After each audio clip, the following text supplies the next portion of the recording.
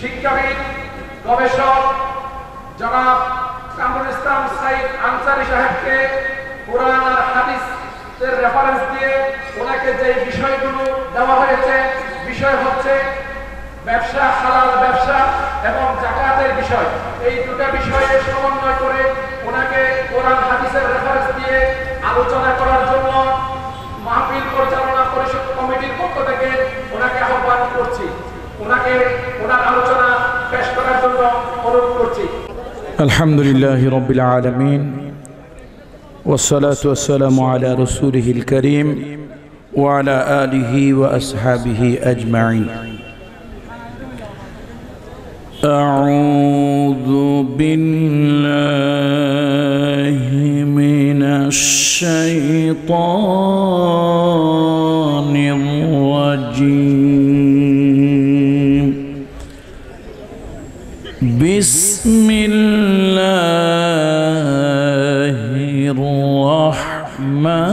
الرحمن الرحيم. لقد كان لكم في رسول الله أسوة حسنة. وقال الله تعالى في آيات أخر: وإنك لعلى خلق عظيم. وقال الله تعالى في آيات أخر: أحل الله البيع وحرم الربا. وقال الله تعالى في آيات أخر: أقيموا الصلاة وآتوا الزكاة إلى آخر الآية. وقال الله تعالى في شان حبيبه آمرا ومخبرا: إن الله وملائكته يصلون على النبي يا أيها الذين آمنوا صلوا عليه وسلموا تسليما. اللهم صل على محمد وعلى آل محمد كما صليت على إبراهيم وعلى آل إبراهيم إنك حميد مجيد. اللهم بارك على محمد وعلى آل محمد كما باركت على إبراهيم وعلى آل إبراهيم إنك حميد مجيد. পারস্যের কবি, ভালোবাসার কবি, আধ্যাত্মিক কবি আল্লামা শেখ সাদি রহমতুল্লাহ আলাইহি রসুলের শানে একটি নাতে রসুল সাল্লাল্লাহু আলাইহি ওয়াসাল্লাম রচনা করেছিলেন। এটাকে আমরা অনেকে দুরুদ মনে করি। দুরুদ মনে করে পড়া, দুরুদ মনে করে আমল করা বেদাত। তবে নাতে রসুল সাল্লাল্লাহু আলাইহি ওয়াসাল্লাম হিসেবে অবশ্যই এটা পড়া যায়, না জায়েজ নয়।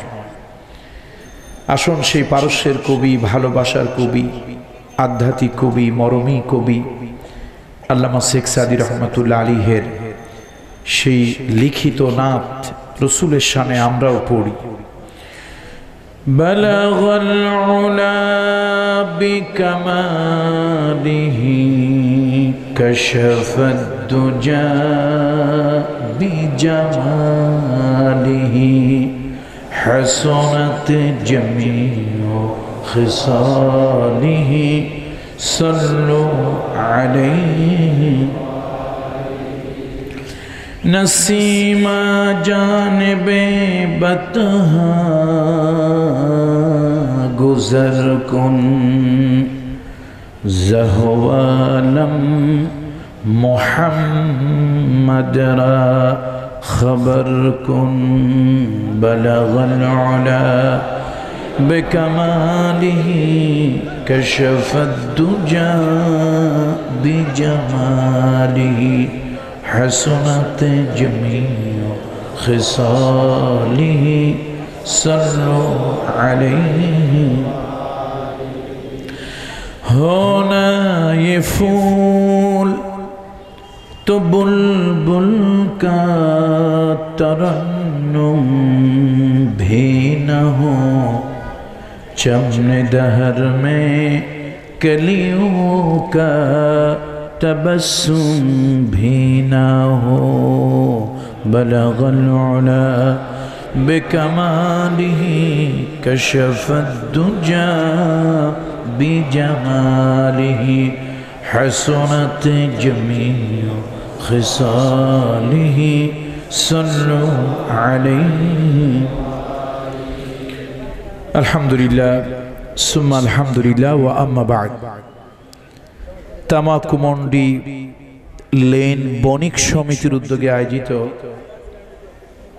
এই বাৎসরিক মিলাদুন নবী ও সিরাতুন নবী সাল্লাল্লাহু আলাইহি ওয়াসাল্লাম মাহফিল, এই মোবারকপূর্ণ আজিম ও শান মিলাদুন নবী ও সিরাতুন নবী সাল্লাল্লাহু আলাইহি ওয়াসাল্লাম মাহফিলের পরম শ্রদ্ধাভাজন সভাপতি এবং বণিক সমিতির সম্মানিত সভাপতি, বিশিষ্ট সমাজসেবক ব্যবসায়ী আলহাজ মোহাম্মদ আব্দুল খালেক সাহেব, বণিক সমিতির বিভিন্ন পর্যায়ের নেতৃত্ব স্থানীয় সদস্যবৃন্দ, আমার সামনে উপবিষ্ট সম্মানিত বণিক ভাইরা এবং দিন প্রিয়, ধর্ম প্রিয়, ইসলাম প্রিয়, রসুল প্রিয়, তৌহিদ প্রিয় সম্মানিত জনতা, আমার অত্যন্ত পছন্দের ভালোবাসার ছাত্র বন্ধুরা, কিশোর তরুণ ও যুবকেরা, আমি সকলের প্রতি শ্রেণী মোতাবেক শ্রদ্ধা, ভালোবাসা ও স্নেহ জ্ঞাপন করছি। আসুন আমরা সকলে মহান আল্লাহ তাআলার শুকরিয়া আদায় করে নিই। সকলে পড়ি আলহামদুলিল্লাহ।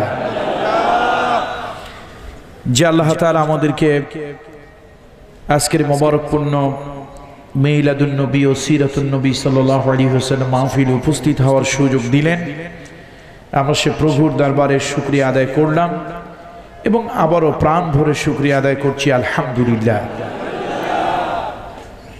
সম্মানিত উপস্থিতি, ইংরেজিতে একটা কথা আছে, মর্নিং শোজ দ্য ডে। আজকের দিনটা কেমন যাবে সকালের সূর্য দেখে কিছুটা আন্দাজ অনুমান করা যায়। তো আপনারা হয়তো আমার খুতবায় বুঝে ফেলেছেন যে আমি পুরো সুস্থ মানুষ নই, কিছুটা অসুস্থ মানুষ। আমি প্রায় এক মাসের উপরে, গত ডিসেম্বরের 28 তারিখ থেকে কিছুটা অসুস্থতার মধ্যে আছি। আল্লাহ তাআলার লক্ষ লক্ষ গোলামেরা দোয়া করেছেন আমার জন্য। আমি দেশের বাইরে ছিলাম চিকিৎসার জন্য, দেশে এসেছি। এর মধ্যে আবার গত 4 দিন আগে একটু অসুস্থ হয়ে পড়েছিলাম। তো এখনো নিয়মিত চিকিৎসার অধীনে আছি, কখনো কখনো হাসপাতালে যেতে হয়। তা আমাদের সভাপতি মহোদয় আজকের যিনি মাহফিলের এবং আপনাদের বণিক সমিতিরও, তো বেচারার সাথে আমার এরকম একটা হৃদ্রতাপূর্ণ শ্রদ্ধাপূর্ণ সম্পর্ক। কিছু কিছু সম্পর্কের জায়গা আছে যেখানে না বললেও ছাড়া পাওয়া যায় না। তো বাধ্য হয়েই আমাকে আসতে হলো এবং আজকের আমাদের এই বণিক সমিতির সম্মানিত সেক্রেটারি সাহেব এবং এই আহ্বায়ক কমিটি, যেটা অর্থাৎ মাহফিল ইন্তেজামের জন্য যে আহ্বায়ক কমিটির সব আহ্বায়ক এবং সদস্য সচিব, তানাদেরও একান্ত প্রচেষ্টা ছিল আমি যেন আসি। তো অসুস্থতার কারণে আজকে রাত 8টা পর্যন্ত আমি ধরে নিয়েছিলাম যে আজকের প্রোগ্রামে আমি আসছি না, কিন্তু আল্লাহ তাআলার ফয়সালা অনেক সময় অনেক রকম হয়। আসা আন তুহিব্বু শাইআন ওয়া হুয়া শাররুল লাকুম ওয়া আসা আন তাকরাহু শাইআন ওয়া হুয়া খায়রুল লাকুম ওয়াল্লাহু আ'লামু ওয়া আনতুম লা তা'লামুন। অনেক বিষয় আছে আমরা আমাদের জন্য ভালো মনে করি, কল্যাণ মনে করি, কিন্তু তার মধ্যে আমাদের জন্য অকল্যাণ অমঙ্গল আছে। আবার অনেক বিষয় আমরা অকল্যাণ অমঙ্গল মনে করি, তার মধ্যে আমাদের জন্য আল্লাহ তাআলা কল্যাণ লিখে রেখেছেন। এবং একটি গুরুত্বপূর্ণ কোরআন শরীফের গুরুত্বপূর্ণ একটি আয়াত, কোরআনের সব আয়াত গুরুত্বপূর্ণ, কিন্তু কিছু কিছু আয়াত আছে হৃদয়ের মধ্যে দীর্ঘদিন দীর্ঘকাল থেকে যায়। এরকম একটি আয়াত যারা মনে রাখবে শিরকের সাথে কখনো তারা জড়িত হবে না। কোরআন শরীফের সূরা আনআমের 17 নম্বর আয়াত। কোরআন শরীফের সূরা আনআমের 17 নম্বর আয়াতটা কেউ যদি মনে রাখে, আল্লাহর ওই বান্দা কোনো পীর পূজা, গাছ পূজা, মাছ পূজা, কবর পূজা, দরগা পূজা, দুর্গা পূজা, নেতার পূজা, নেত্রীর পূজা, ব্যক্তির পূজা, এরকম দুনিয়াবি কোনো পূজার মতো কোনো শিরকি কাজে লিপ্ত হবে না। আল্লাহ তাআলা ওই আয়াতের মধ্যে বলেছেন যে যদি কোনো কল্যাণ আল্লাহর পক্ষ থেকে, যদি কোনো অকল্যাণ তোমাদেরকে স্পর্শ করে, এমন কেউ নাই সে অকল্যাণ থেকে তোমাদেরকে হেফাজত করতে পারে।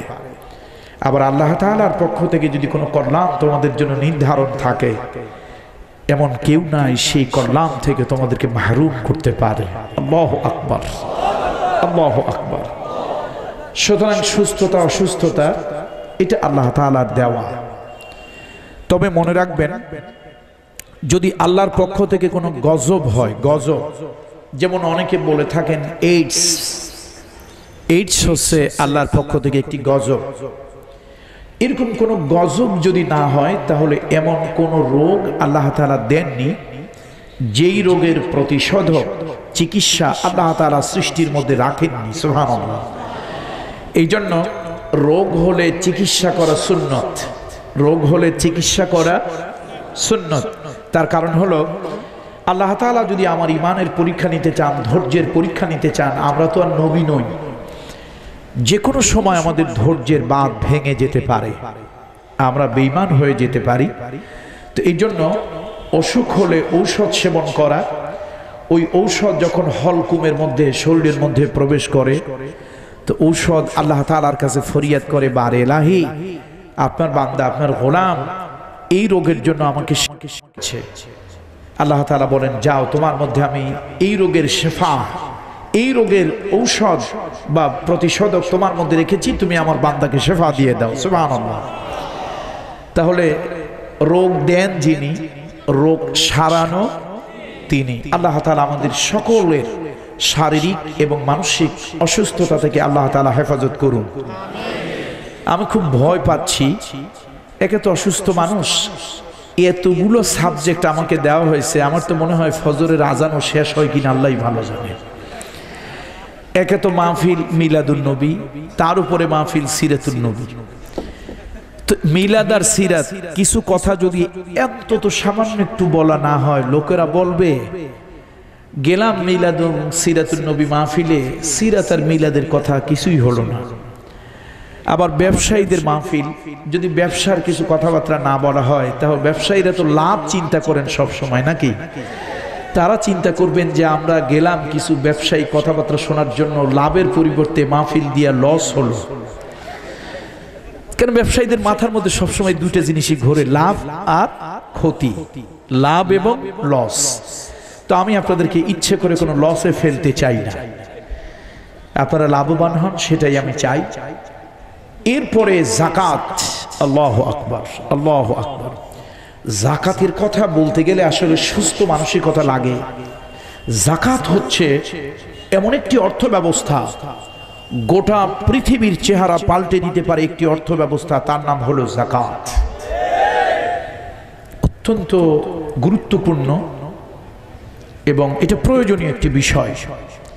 আমাদের দেশের কিছু মানুষের ধারণা হলো যে কোরআন শরীফের ভিতরে বেহেশতের কথা আছে, হুর গেলমানের কথা আছে, এরপরে কিছু নহরের কথা আছে, কোরআন শরীফের ভিতরে কিছু মৃত্যুর কথা আছে, জাহান্নামের এবং আখিরাতের কথা আছে। কিন্তু আসলে কোরআনের ভিতরে মানুষের জীবন ঘনিষ্ঠ সব বিষয়ে আলোচনা আছে। সুবহানাল্লাহ পড়ুন। আমি বোধহয় এর থেকে বেশি বড় ভলিউম দিয়ে কথা বলতে পারবো না, রাগ করবেন আপনারা। আজকের দিনের জন্য ক্ষমা চাচ্ছি, আমি উত্তেজিত হতে পারবো না, আপনাদেরকে উত্তেজিত করব না। তার কারণ কি জানেন? কিছু লোক আছে স্লোগান শুনলে তাদের অ্যালার্জি হয়, কেউ আছে খাইলে অ্যালার্জি, কেউ আছে শুকলে অ্যালার্জি, আর কেউ আছে শুনলে অ্যালার্জি। যাদের খাওয়া অ্যালার্জি, বেগুন খেলে, চিংড়ি মাছ খেলে, ইলিশ মাছ খেলে কি হয়? এটা কোন অ্যালার্জি? খাদ্যে, খাবার অ্যালার্জি। আর যারা হচ্ছে ডাস্ট অ্যালার্জি যাদের আছে, এরা কোনো ফুলের রেণু শুকলেই, নাক দিয়ে একটু ফুলের রেণু সেকেছে, খুব কঠিন গাঢ় পারফিউম, এইটা সেন্ট স্মেলটা নাকে নিয়েছে, সাথে সাথে অ্যালার্জি শুরু হয়ে গেছে। তাহলে কেউ খাইলে অ্যালার্জি, কেউ শুকলে অ্যালার্জি, আর কেউ শুনলে অ্যালার্জি হয় না। একটু উদাহরণ দেব, রাগ করবেন না তো? আচ্ছা, আপনাদের মসজিদে কি আজান হয় তাই না? এটি কি শুধু চট্টগ্রামে হয় না বাহিরেও হয়? আচ্ছা বলেন তো, আজানের প্রথম শব্দটা কি? আবার বলেন তো, একটু জোর করে বলেন তো, এটা কিসের শব্দ? আজানের প্রথম লফজ, প্রথম কালিমা। আচ্ছা, নামাজে যখন দাঁড়ান ইমামের প্রথম লফজটা কি? একটু জোরে বলুন তো। এরপরে মৃত্যুর পরে জানাজা যখন হবে তার প্রথম লফজটা কি?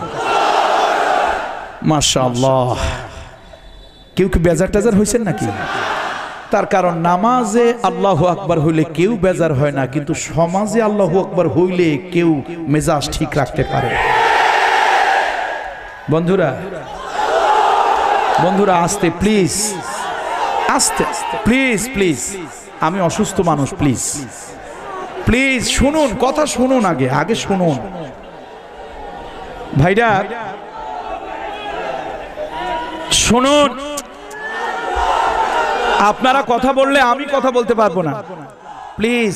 আপনারা কথা বললে আমি কথা বলতে পারবো না। শুনুন ভাই, একটু কথা শুনুন। বন্ধুরা, আমি জানি যে এখানে চিটাগংয়ের লোক আছে তো, আর চিটাগংয়ের মধ্যে সাতকানিয়া লোহাগাড়ার লোকও বেশি আছে। তাদের মধ্যে উৎসাহটা, উদ্দীপনাটা, জোশটা বেশি থাকে। তবে জোশ থাকা ভালো, জোশের সাথে হুশ থাকাটা আরো ভালো।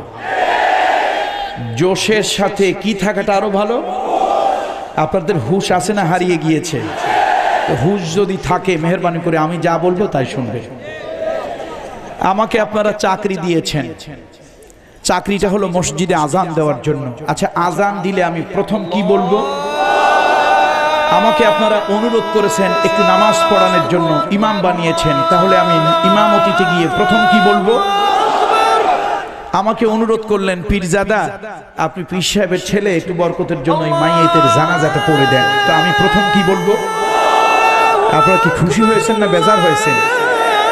এই আল্লাহু আকবারে সবাই খুশি, কিন্তু এই একই শব্দ, একই আল্লাহু আকবার ওই মসজিদের মাইকে না বলে, ওই মসজিদের মেম্বারে না দাঁড়িয়ে, ওই জানাজার লাশ সামনে না নিয়ে, যদি অন্যায়ের বিরুদ্ধে, অসত্যের বিরুদ্ধে, বাতিলের বিরুদ্ধে, তাগুতের বিরুদ্ধে ওই একই আল্লাহু আকবার শুধু রাস্তা যদি বলা যায় আল্লাহু আকবার, ওইখানেও যে আল্লাহু আকবার, এইখানেও, ওরে বাপরে, এইটা যখন লোকেরা শুনছে, চাকরি তো আমার 3 মিনিটের মধ্যে নট হয়ে গেছে।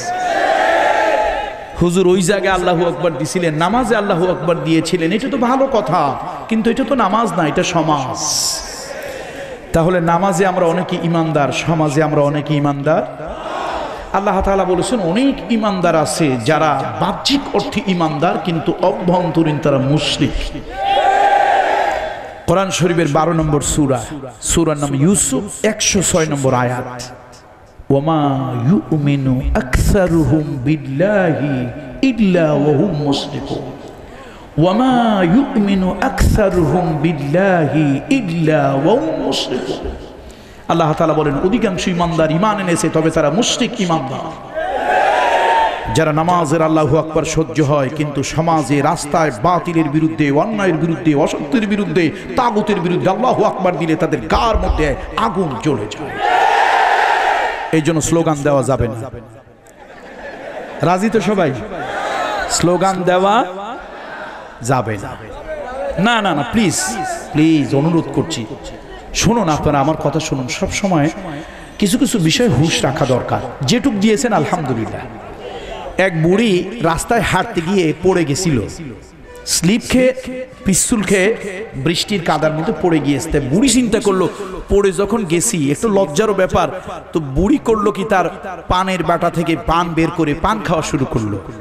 লোকেরা জিজ্ঞেস করলো, তুমি পান খাচ্ছ কেন? কয়, শোনো, আমি যে পড়ে গেছি, পড়ার কাজও হইলো, পান খাওয়ার কাজও হইলো। লোকেরা বুঝলো যে আমি এই কারণেই পড়ছিলাম। তো আপনারা যা করার মাঝখানে করে ফেলছেন, এটা আমি বুঝে ফেলেছি, আর কিছু দরকার নাই। সম্মানিত উপস্থিতি, আসুন আমরা প্রথম একটু রসুলের জীবন চরিত্র নিয়ে সামান্য একটু কথা বলি। যেহেতু মিলাদুন নবী, সিরাতুন নবী মাহফিল, একটু কথা না বললে হেডিংটার হক আদায় হবে না। এরপরে আমরা আলোচ্য বিষয় আস্তে আস্তে যাব। তবে আমি অনুরোধ করব, আমি এর থেকে ভলিউম বড় দিয়ে কথা বলতে পারবো না, আর এর থেকে বেশি আজকের জন্য আপনারা আমার কাছে প্রত্যাশাও করবেন না। ক্ষমা সুন্দর দৃষ্টিতে দেখার জন্য অনুরোধ করব। মুহাম্মদ রাসূলুল্লাহ সাল্লাল্লাহু আলাইহি ওয়াসাল্লাম, আল্লাহ রাসূলের জীবনের মধ্যে আমাদের জন্য সকল ধরনের শিক্ষা আল্লাহর হাবিবের জীবনের মধ্যে আছে। এই জন্য আল্লাহ তাআলা কোরআন শরীফের ভিতরে বলেছেন, লাকাদ কানা লাকুম ফি রাসূলিল্লাহি উসওয়াতুন হাসানাহ। তোমাদের জন্য উত্তম আদর্শ হচ্ছে মুহাম্মদ রাসূলুল্লাহ সাল্লাল্লাহু আলাইহি ওয়াসাল্লাম। উত্তম আদর্শ কাকে বলে? এটি ইংরেজিতে আমরা এইভাবে পড়েছি তাফসীরে, গুড এক্সাম্পল।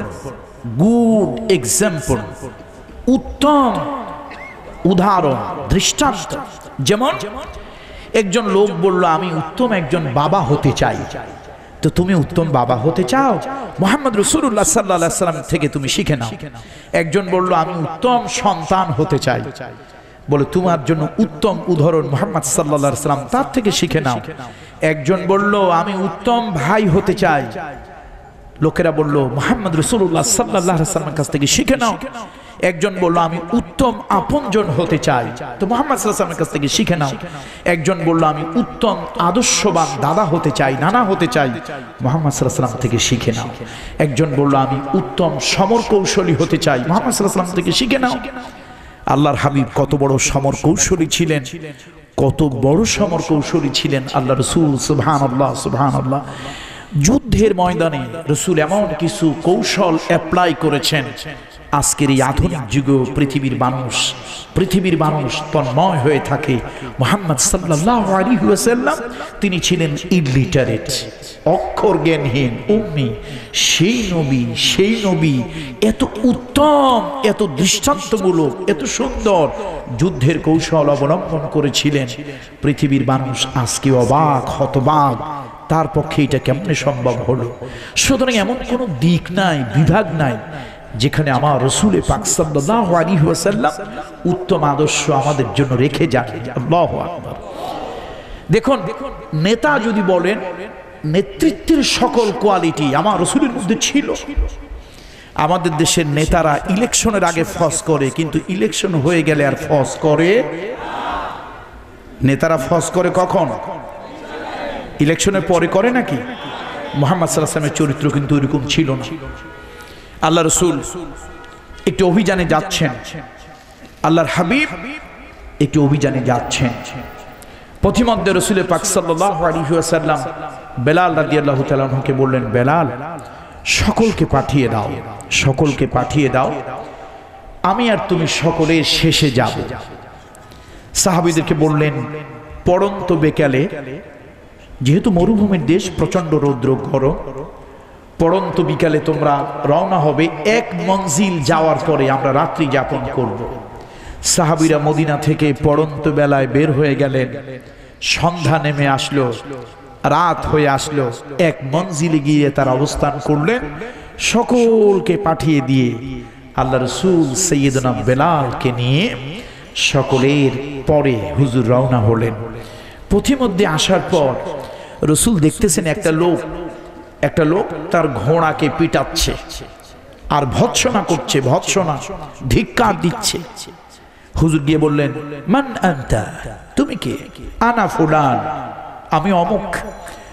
হুজুর আবার জিজ্ঞেস করলেন, মান আনতা, তুমি কে? আনা ফুলান ইয়া রাসূলুল্লাহ, আমি অমুক। হে আল্লাহর নবী, আরে অমুক কে? বলে, ইয়া রাসূলুল্লাহ, আমি জাবির বিন আব্দুল্লাহ। জাবির বিন আব্দুল্লাহ। হুজুর বললেন, তোমার এই অবস্থা কেন? সে বলল, হুজুর আপনি তো জানেন আমি তো মদিনার একজন ফার্স্ট ক্লাস গরিব। আমার মতো গরিব তো আর মদিনায় কেউ নাই। সারাদিন কষ্ট করেছি, এই ঘোড়াটাকেও কষ্ট দিয়েছি।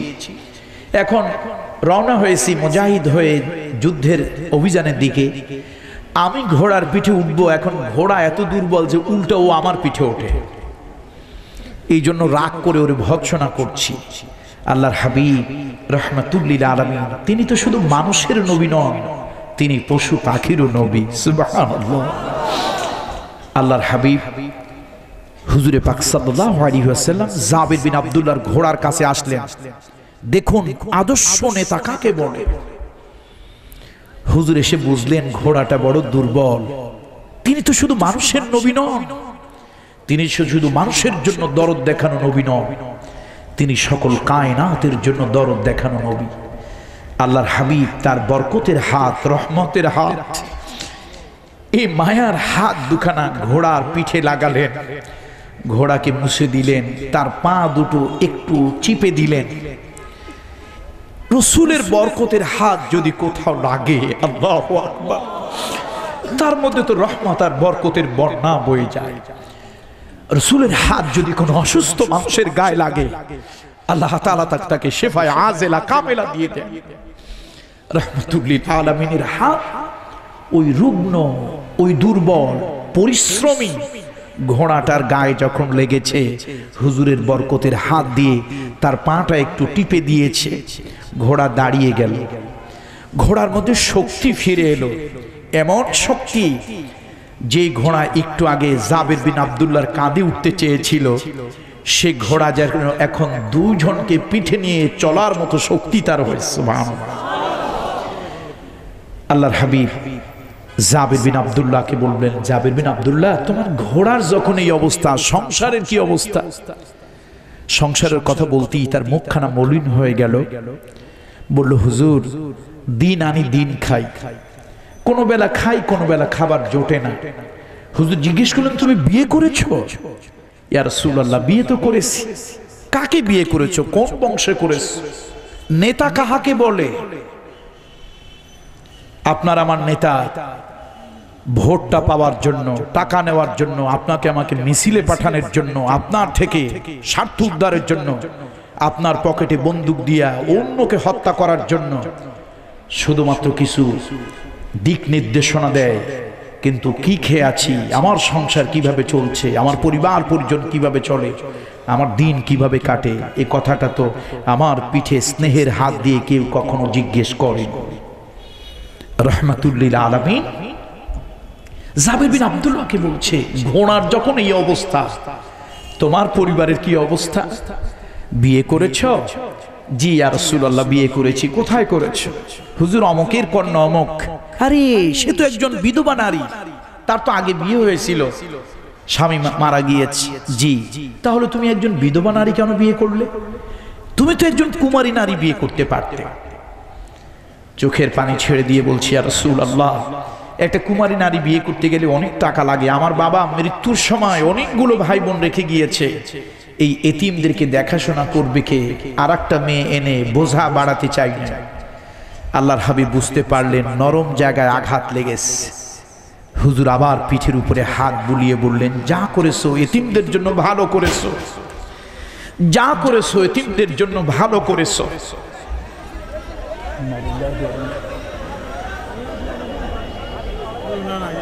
সম্মানিত উপস্থিতি, বাতাসে কিছু পড়েছে, হয়তো বাতাসে হয়তো কিছু পড়েছে। সম্মানিত উপস্থিতি, রাসূল পাক সাল্লাল্লাহু আলাইহি ওয়াসাল্লাম বললেন, সম্ভবত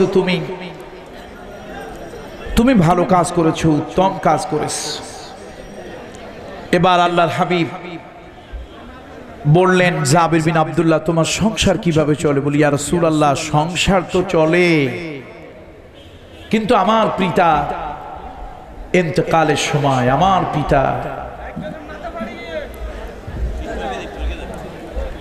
আমার পিতা মৃত্যুর সময় অনেকগুলো ঋণ রেখে গিয়েছেন। আমরা সকল ধরনের অনিষ্ট থেকে আল্লাহ তাআলার কাছে ক্ষমা প্রার্থনা চাচ্ছি। আল্লাহ তাআলা সকল ধরনের বিপদ আপদ বালা মুসিবত এবং ক্ষতি থেকে আমাদেরকে আপনি হেফাজত করুন। আল্লাহ তাআলা সকল ধরনের কল্যাণের ভাগী আপনি আমাদেরকে করুন। আল্লাহু খায়রুন হাফিজা ওয়া হুয়া আরহামুর রাহিমিন। আল্লাহু খায়রুন হাফিজা ওয়া হুয়া আরহামুর রাহিমিন। আসলে লোক স্পেস ছোট, লোক বেশি হয়েছে, যার কারণে অনেক লোকের চাপাচাপি, অনাকাঙ্ক্ষিত কোনো কিছু হতেই পারে। আল্লাহ আমাদেরকে এর থেকে হেফাজত করুন। আল্লাহ তাআলা সকল ধরনের অনিষ্ট থেকে আমাদেরকে হেফাজত করুন। সম্মানিত উপস্থিতি, মুহাম্মদ রাসূলুল্লাহ সাল্লাল্লাহু আলাইহি ওয়াসাল্লাম অনুকরণীয় আদর্শ তার মধ্যে ছিল। জাবির বিন আব্দুল্লাহকে জিজ্ঞেস করলেন, তোমার পরিবারের কি অবস্থা? বলল, হুজুর, আমার আব্বা অনেকগুলো টাকা ঋণ রেখে মৃত্যুবরণ করেছেন। আল্লাহর হাবিব বললেন, শোনো, আমি তোমার পিতার এই ঋণ পরিশোধের ব্যবস্থা করে দেব। আল্লাহু আকবার বলবেন না? কেমন নবী, কেমন নবী, কেমন রাসূল!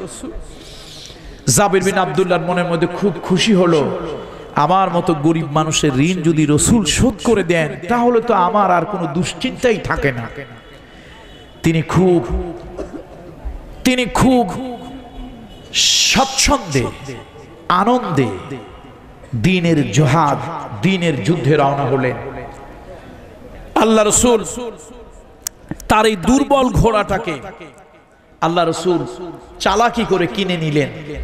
বললেন, জাবির বিন আব্দুল্লাহ, তোমার এই ঘোড়াটা এত দুর্বল ঘোড়া, এটা দিয়ে কেমনে কাজ করো? তুমি এটা বিক্রি করে ফেলো। বলি, ইয়া রাসূলুল্লাহ, এই দুর্বল ঘোড়া বাজারে নিলে তো কেউ কিনবে না।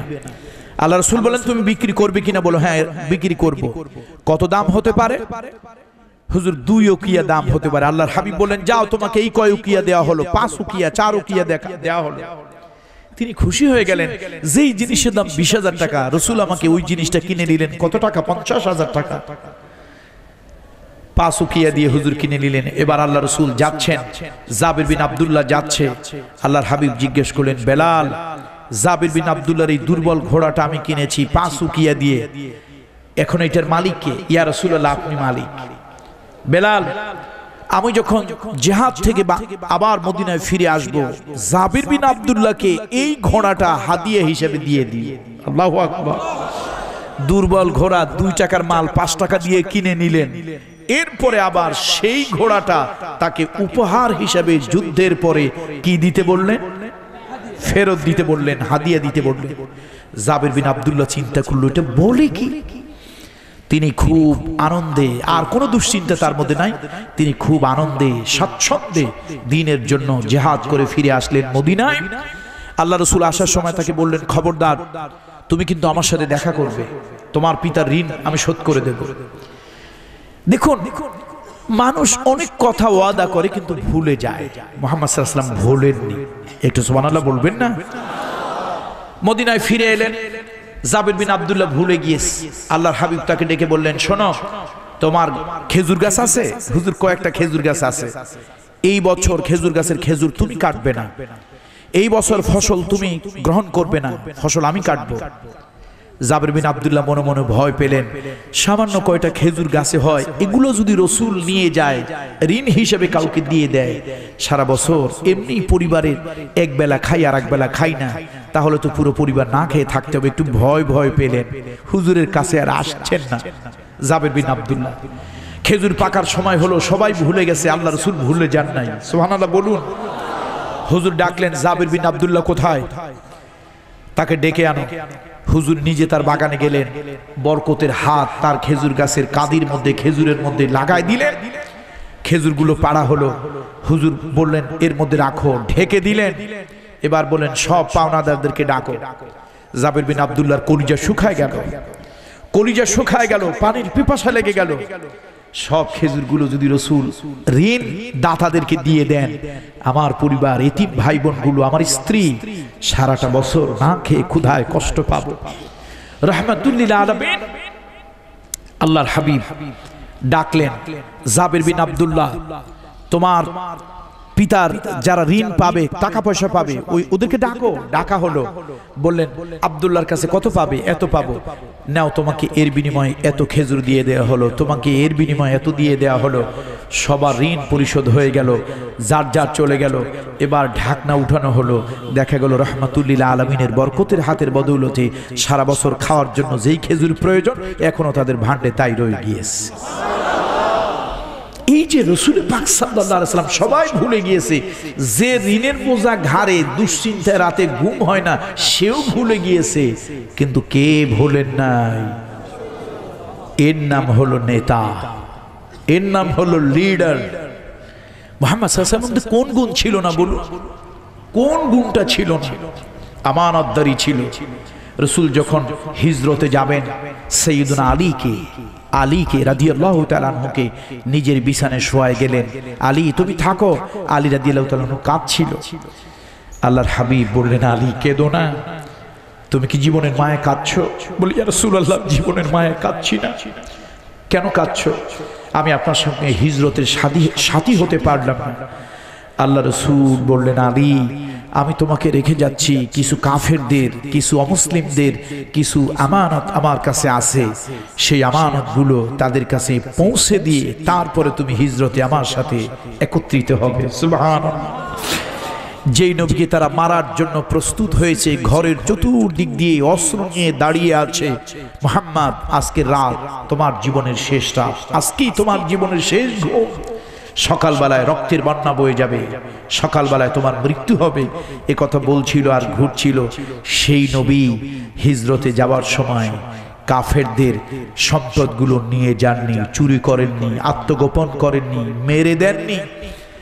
সেই আমানতগুলো সাইয়্যিদুনা আলী রাদিয়াল্লাহু তাআলা আনহুকে রেখে গেলেন এবং যার যার হাতে পৌঁছে দেওয়ার জন্য হুজুর নির্দেশ দিলেন। আল্লাহু আকবার। মুহাম্মদ সাল্লাল্লাহু আলাইহি ওয়াসাল্লাম উসওয়াতুন হাসানা, উত্তম আদর্শ আমার নবীর মধ্যে ছিল।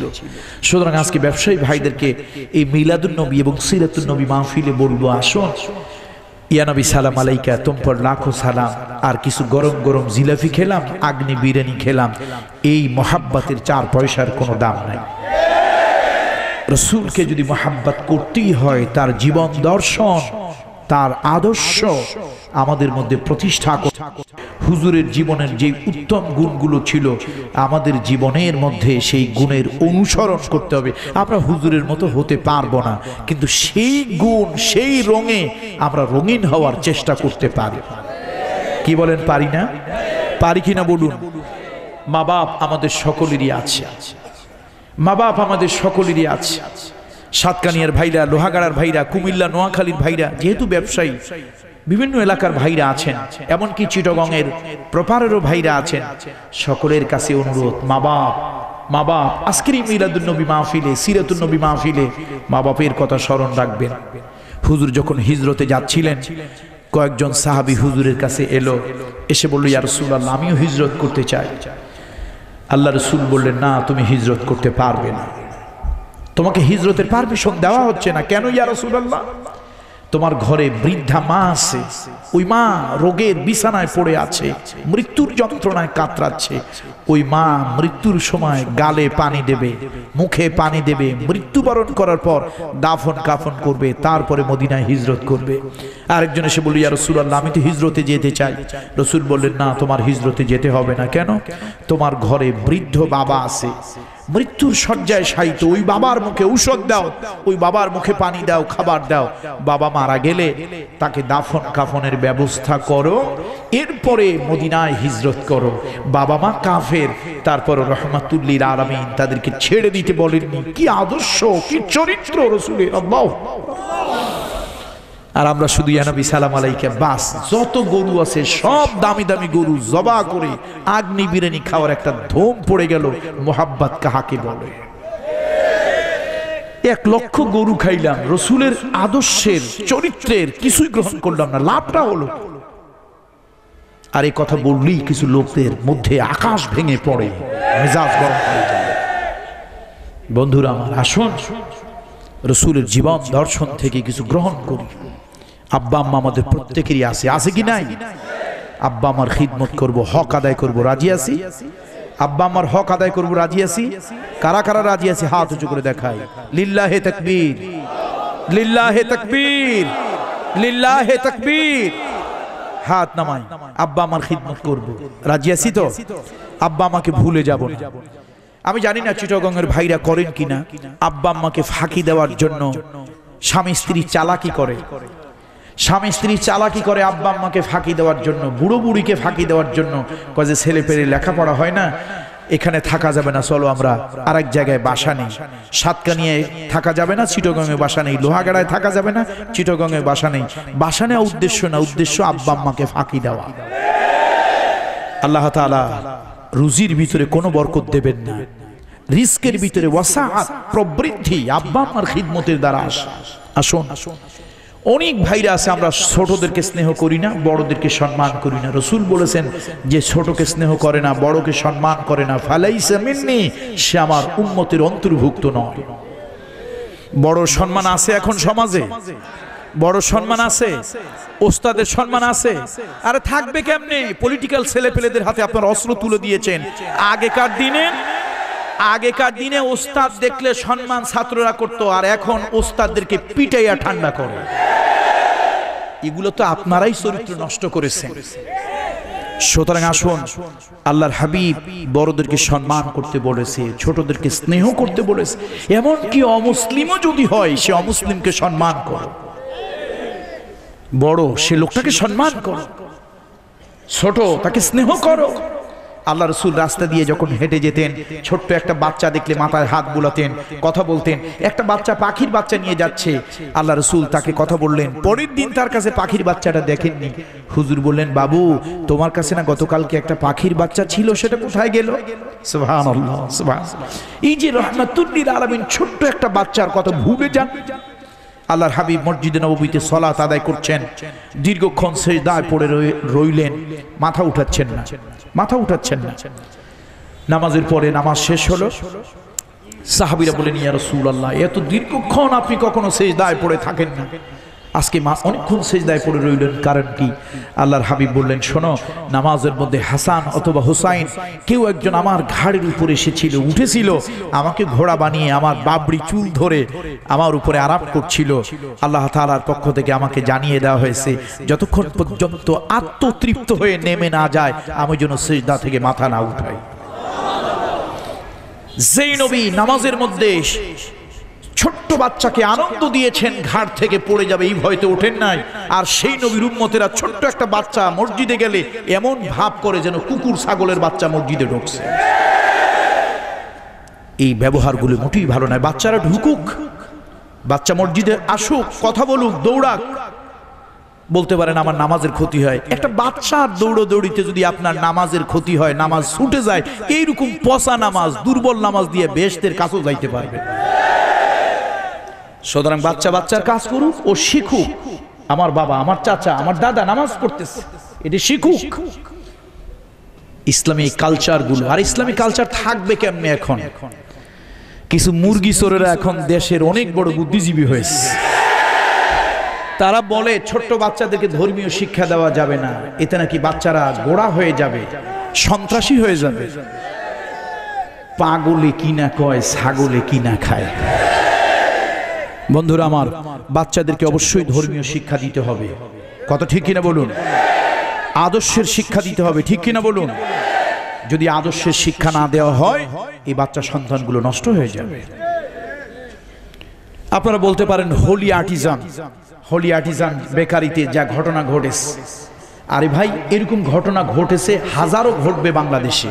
তার কারণ ওরা যদি ইসলামের নামে করে থাকে, আমি কসম খোদার আল্লাহর কসম করে বলবো কোরআন হাতে নিয়ে, ওরা যদি ইসলামের কথা বলে থাকে, অবশ্যই ওদের ইসলাম মদিনার ইসলাম নয়, ওদের ইসলাম ইসরায়েল অথবা ইন্ডিয়ার ইসলাম।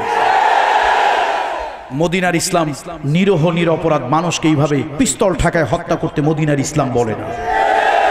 মদিনার ইসলাম ভিন্ন ধর্মের লোকদের মাথার মধ্যে পিস্তল লাগাইয়া তাদেরকে গুলি করে ধর্মান্তরিত করতে বলে না।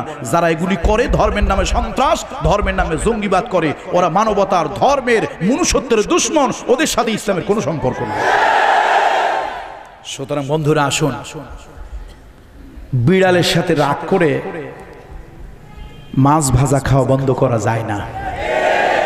চোরে প্লেট নিয়ে গেছে, চোরে কি নিয়ে গেছে? প্লেট চুরি করে চোরে নিয়ে গেছে, সেই জন্য তো মাটিতে ভাত খাওয়া যায় না। যে এদেশে যেরকম মুরগি চোরেরা আছে, এই দেশে ধর্ম চোরেরাও থাকবে। সুতরাং ওইদিকে আমাদের কান দেওয়া দরকার। রসুলের আদর্শে ছোট্ট ছোট্ট বাচ্চারা বেড়ে উঠুক, আমরা তা চাই তো। আরেকটা বিষয় মনে রাখতে হবে, এই মিলাদুন নবী, সিরাতুন নবী সাল্লাল্লাহু আলাইহি ওয়াসাল্লাম মাহফিলে, সেটা হলো আল্লাহর হাবিব রাসূল পাক সাল্লাল্লাহু আলাইহি ওয়াসাল্লামের মুহাব্বত, ভালোবাসা আমাদের মধ্যে থাকতে হবে কিনা বলুন? আল্লাহর হাবিবকে ভালোবাসতে হবে, তার আদর্শ অনুসরণ করে। আল্লাহ আমাদেরকে তৌফিক দান করুন।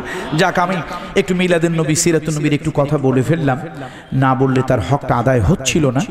আসুন এবার আমরা মূল আলোচনার দিকে ফিরে যাচ্ছি। বন্ধুরা, মুরব্বীরা, আপনারা ব্যবসায়ী যারা আছেন, আল্লাহ তাআলা ব্যবসাকে হালাল করেছেন।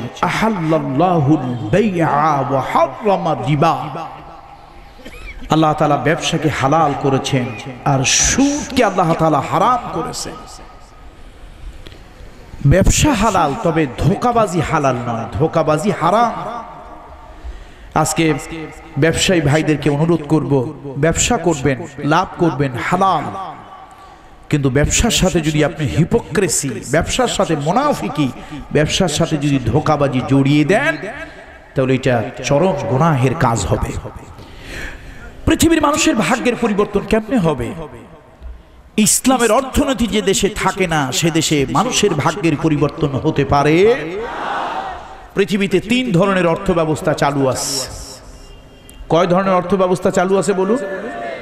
একটি হলো পুঁজিবাদী অর্থ ব্যবস্থা, একটি হলো সমাজতান্ত্রিক অর্থ ব্যবস্থা, আর একটা হচ্ছে ইসলামী অর্থ ব্যবস্থা। কয়টা বলুন? পুঁজিবাদী অর্থ ব্যবস্থা হলো মজার জিনিস। পুঁজিবাদী অর্থ ব্যবস্থা হলো পৃথিবীতে টাকা ওড়ে, পৃথিবীতে টাকা ওড়ে, তুমি টাকা ধরো, শুধু একটা শর্ত, টাকা ধরতে গিয়া তুমি যেন ধরা না পড়ো। পৃথিবীতে টাকা, একটু বলেন আমার সাথে, পৃথিবীতে টাকা, তুমি টাকা, শুধু একটা কথা, ধরতে গিয়ে যেন ধরা, বাস। পুঁজিবাদীরই এক কথা। টাকা উড়ে বেড়াচ্ছে, ঘুষের টাকা, সুদের টাকা, হারাম টাকা, ব্ল্যাক মানি, কালো টাকা, জোসুরি টাকা, জুয়াচুরি টাকা, সব পৃথিবীতে উড়ে বেড়াচ্ছে। তুমি ধরো, তুমি শুধু শর্ত হলো কি, ধরতে গিয়ে যেন ধরা না পড়ে, বাস। তুমি যদি 1000 লক্ষ কোটি টাকা ব্ল্যাক মানি নিয়ে আসতে পারো, ইট উইল বি হোয়াইট, এটা সাদা হয়ে যাবে। এই জন্য পুঁজিবাদীতে হারাম বলে কিছুই নাই, সব হালাল। পুঁজিবাদীতে হারাম বলে সব কি, সব হালাল। মায়ের সোনা চুরি করেও যদি আপনার কাছে আনতে পারেন, বাপের ব্যাংকের অ্যাকাউন্ট জালিয়াতি করে নিজের কাছে যদি আনতে পারেন, এটা হালাল। এই জন্য পুঁজিবাদীতে কোনো হারাম বলে কিছুই নাই। পুঁজিবাদীর কথাই হলো একটা, টাকা যেমনি ইচ্ছা ধরো, একজনের সিজার করা লাগবে না, ওরে পেট কাটো, ফাড়ো, অন্যায়ভাবে 10,000 টাকা ইনকাম করো, কোনো অবৈধ না, শুধু কারো হাতে যেন ধরা না পড়ো। পকেট মারো, যেমনে পারো পিস্তল ঠেকায় টাকা আনো, হাইলাইটকে টাকানো, যেমনি পারো তেমনি ধরো, শুধু ধরতে গিয়া ধরা যেন না। এটা হলো কার কোন অর্থের কথা? পুঁজিবাদ। আর সমাজতান্ত্রিক অর্থ ব্যবস্থা হলো, সমাজতন্ত্রের কথা হলো তুমি হলে গাধা, অর্থ হলো চিনির বোঝা। গাধা চিনির বোঝা বহন করবে, কিন্তু চিনির স্বাদ কি মিষ্টি না তেতো তা বুঝতে পারবে না।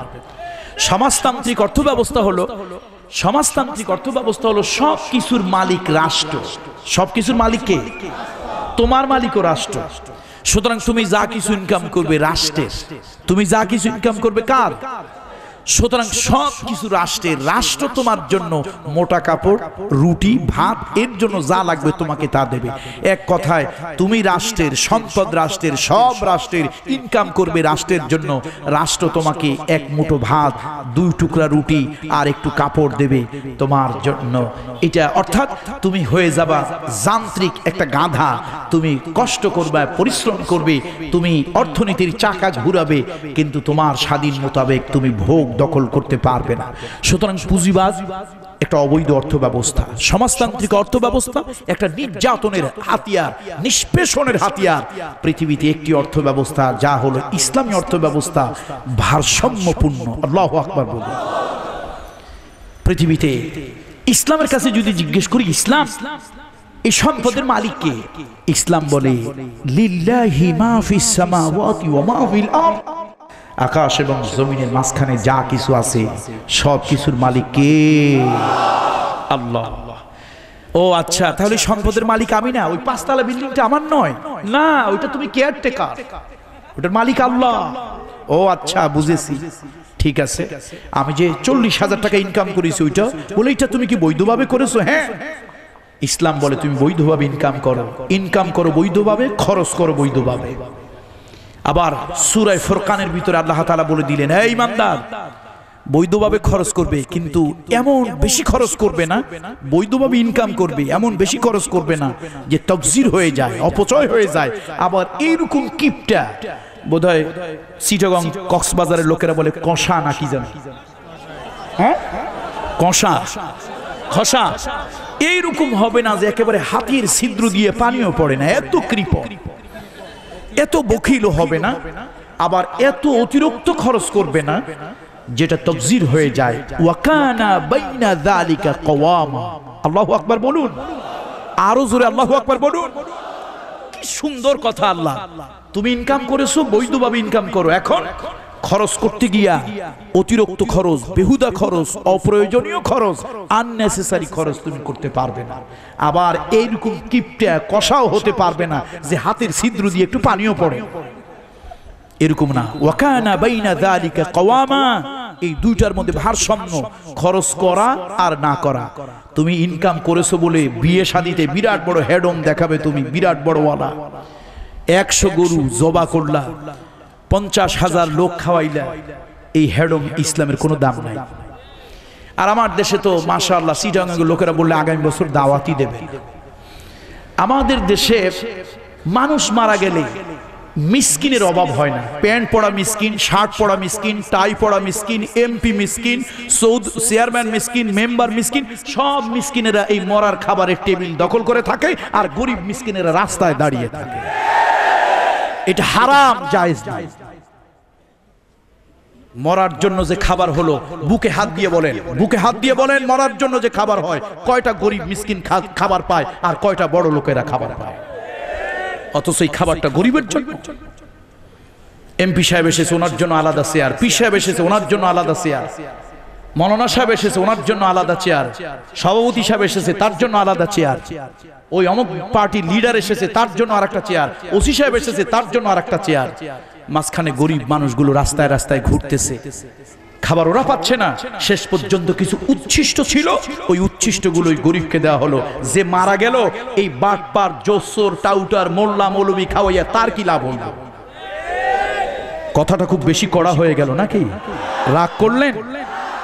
সুতরাং যার জন্য খাবার, যার আত্মার মাগফিরাতের জন্য খাবার, গরিব, মিসকিন, অসহায়, দরিদ্র, ওদেরকে খাওয়াও, আরশের মালিক খুশি হয়ে যাবে।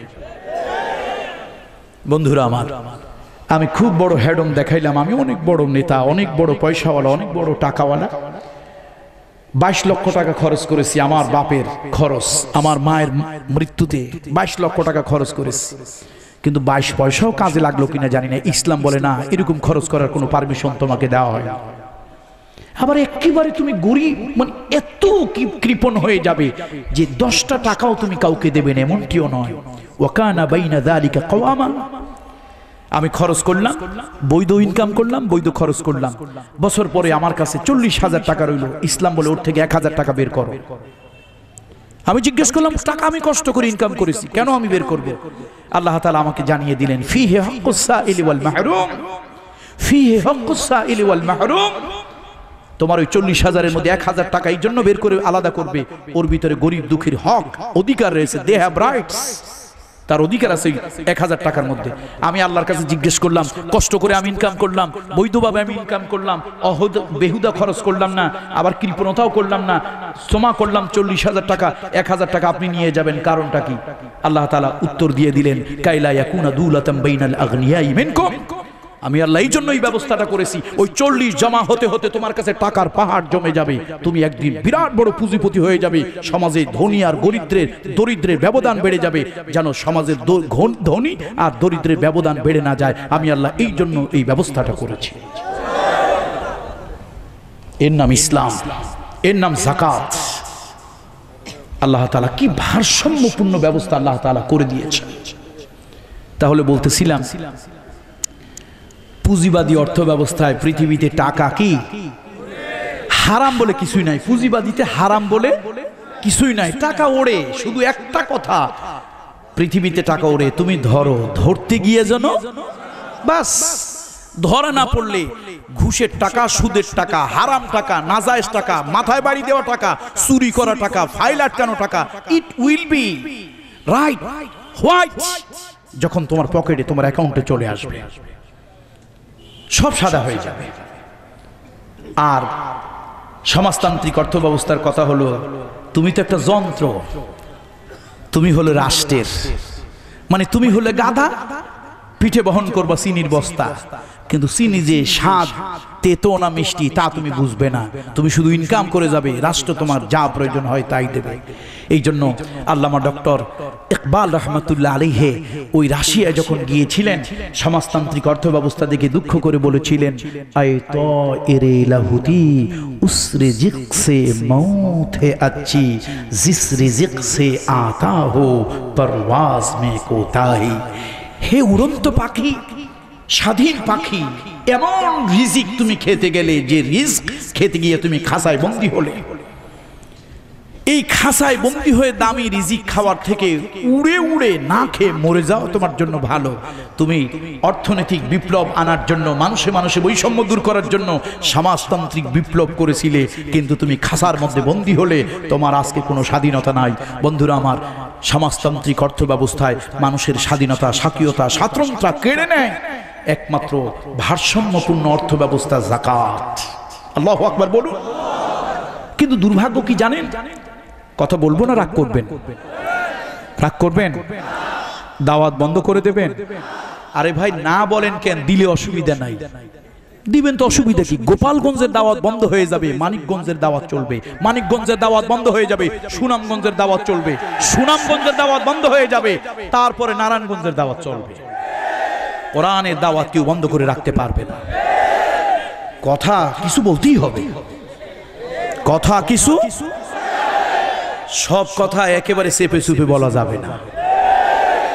বন্ধুরা আমার, বন্ধুরা আমার, বিশ্বাস করুন, দুর্ভাগ্য আমাদের জন্য, এই জাতির জন্য, আমরা সব কথা কোরআনের বলতে পারি না। সব কথা কোরআনের বলতে পারি?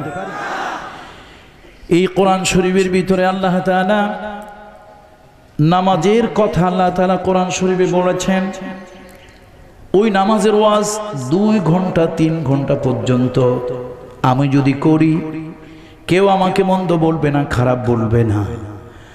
যেই না কোরআন শরীফের ভিতরে আল্লাহ তাআলা নামাজের কথা বলে দিলেন, ওই একই কোরআন শরীফের ভিতরে আল্লাহ তাআলা সমাজের কথাও বলে দিয়েছে। নামাজের কথা যে কোরআনে আছে, সমাজের কথা কোরআনে নাই। আপনারা নামাজে আমাদেরকে খুব গুরুত্ব দেন, কিন্তু সমাজে মোটেই গুরুত্ব দেন না। আপনাদের কাছে আমরা নামাজের ওয়াজ করতে পারি, কিন্তু সমাজের ওয়াজ করতে পারি।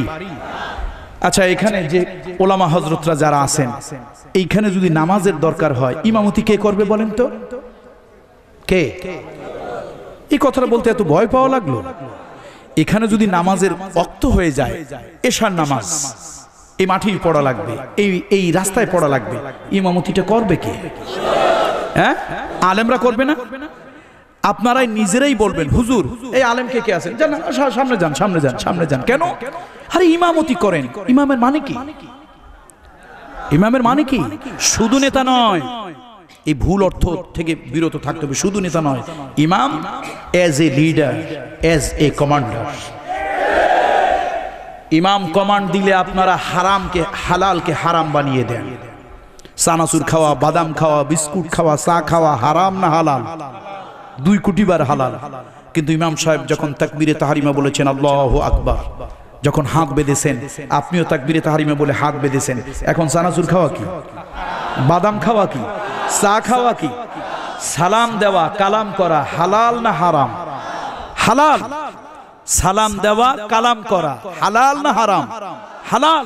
কিন্তু ইমাম সাহেব যখন তাকবীরে তাহরিমা পড়েছেন, কমান্ড দিয়েছেন আপনাকে আল্লাহু আকবার, কমান্ড দিয়েছেন, আপনি আল্লাহু আকবার বললেন, এখন সালাম কালাম হালাল না হারাম?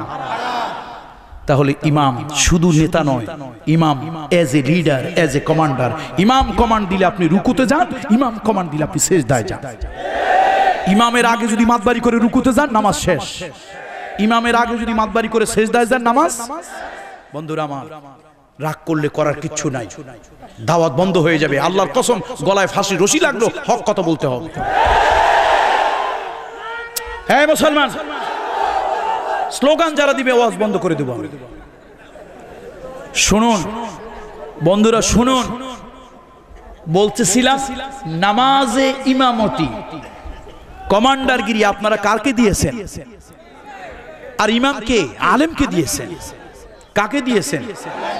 আলেমকে দিয়েছেন। কি কারণে দিয়েছেন?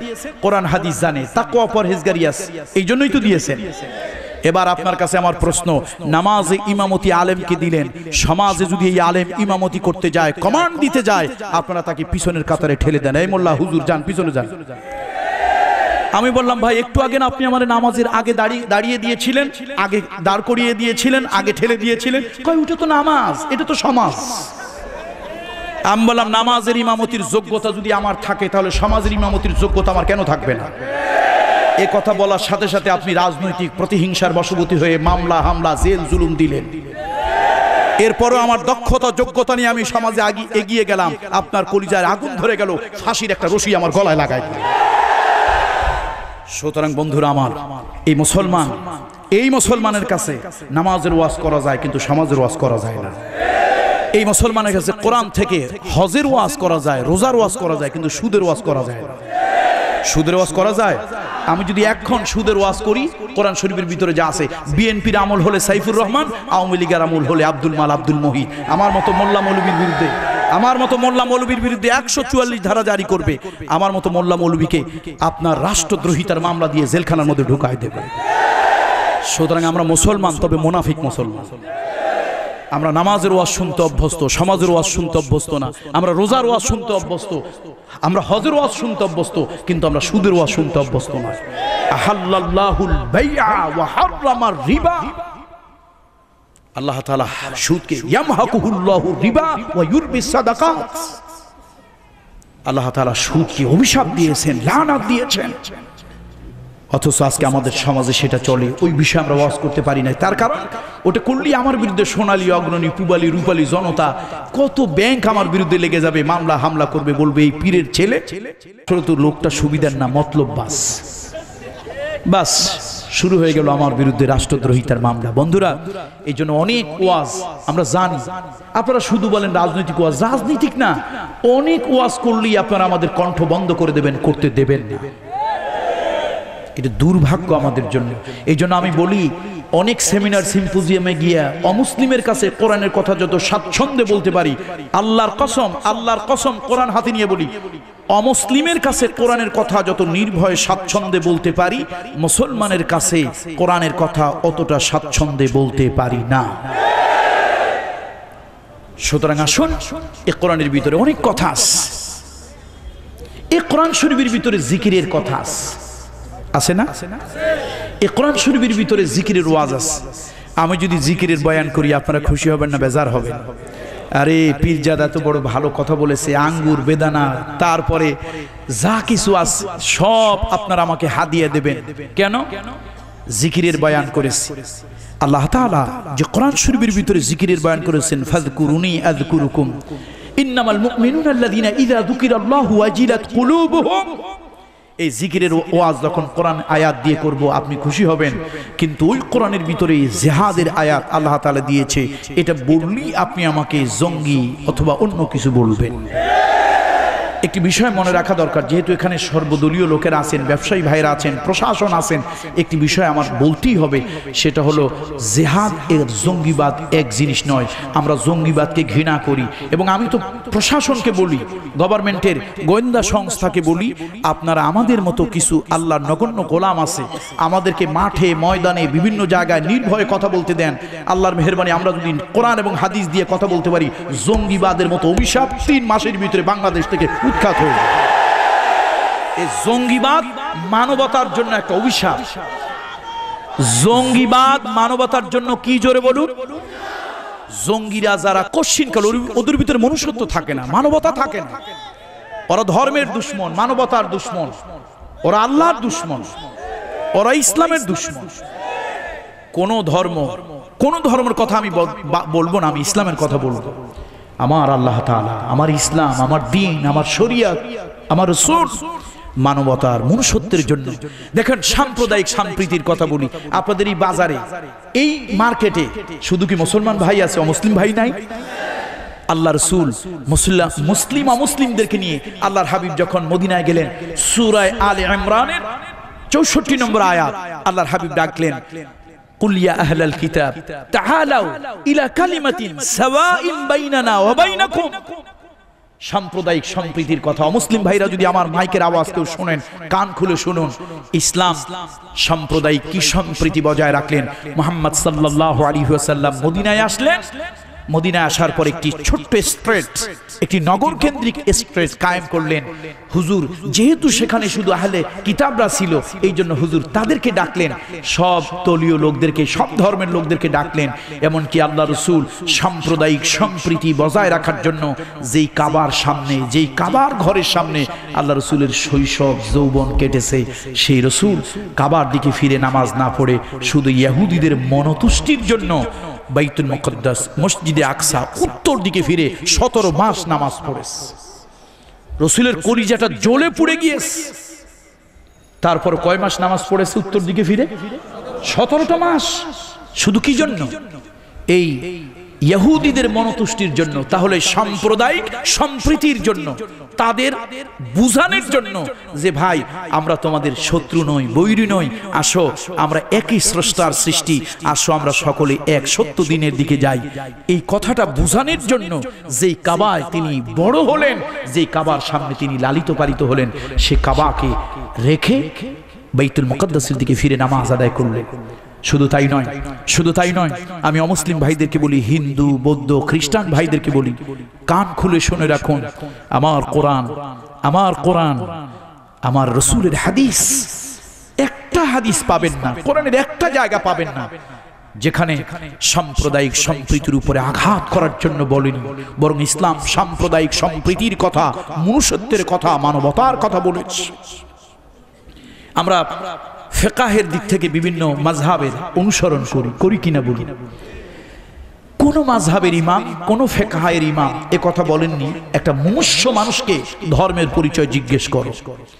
আপনি সকালবেলা বের হয়ে দেখলেন তামাকু মণ্ডলী মার্কেটের সামনে একটা লোক টান হয়ে পড়ে আছে, এই বোধহয় মারা যাবে, রক্তক্ষরণ হচ্ছে। কোন মাযহাবের ইমাম বলে না, কোন ফিকহের ইমাম বলে না, ওরে জিজ্ঞেস করো, এই তুমি কি হিন্দু না বৌদ্ধ, উপজাতি, তুমি কি, এটা জিজ্ঞেস করার কোনো দরকার নাই। লোকটা রক্তক্ষরণ হচ্ছে, লোকটা আত্মপীড়িত, মরণাপন্ন, আগে তারে বাঁচানোর ব্যবস্থা করো। আগে থেকে কি করো? বাবাস্থানের ব্যবস্থা করো, হসপিটালে নিয়ে যাও, রক্ত লাগলে নিজের গায়ে রক্ত দাও, না লাগলে কার কাছ থেকে পারো হাওলাত করে এনে দাও, ওর যদি ঔষধ লাগে ঔষধ কিনে দাও। ধর্মের পরিচয় পড়ে, এবার সুস্থ হয়েছে, কথা বলতে শিখেছে, এইবার জিজ্ঞেস করো, ভাই তুমি কি হিন্দু, তুমি কি মুসলমান, তুমি কি খ্রিস্টান, তুমি কি বৌদ্ধ? আগে জিজ্ঞেস করবে না পরে? এটাই হলো ইসলাম, এর নাম হলো ইসলাম।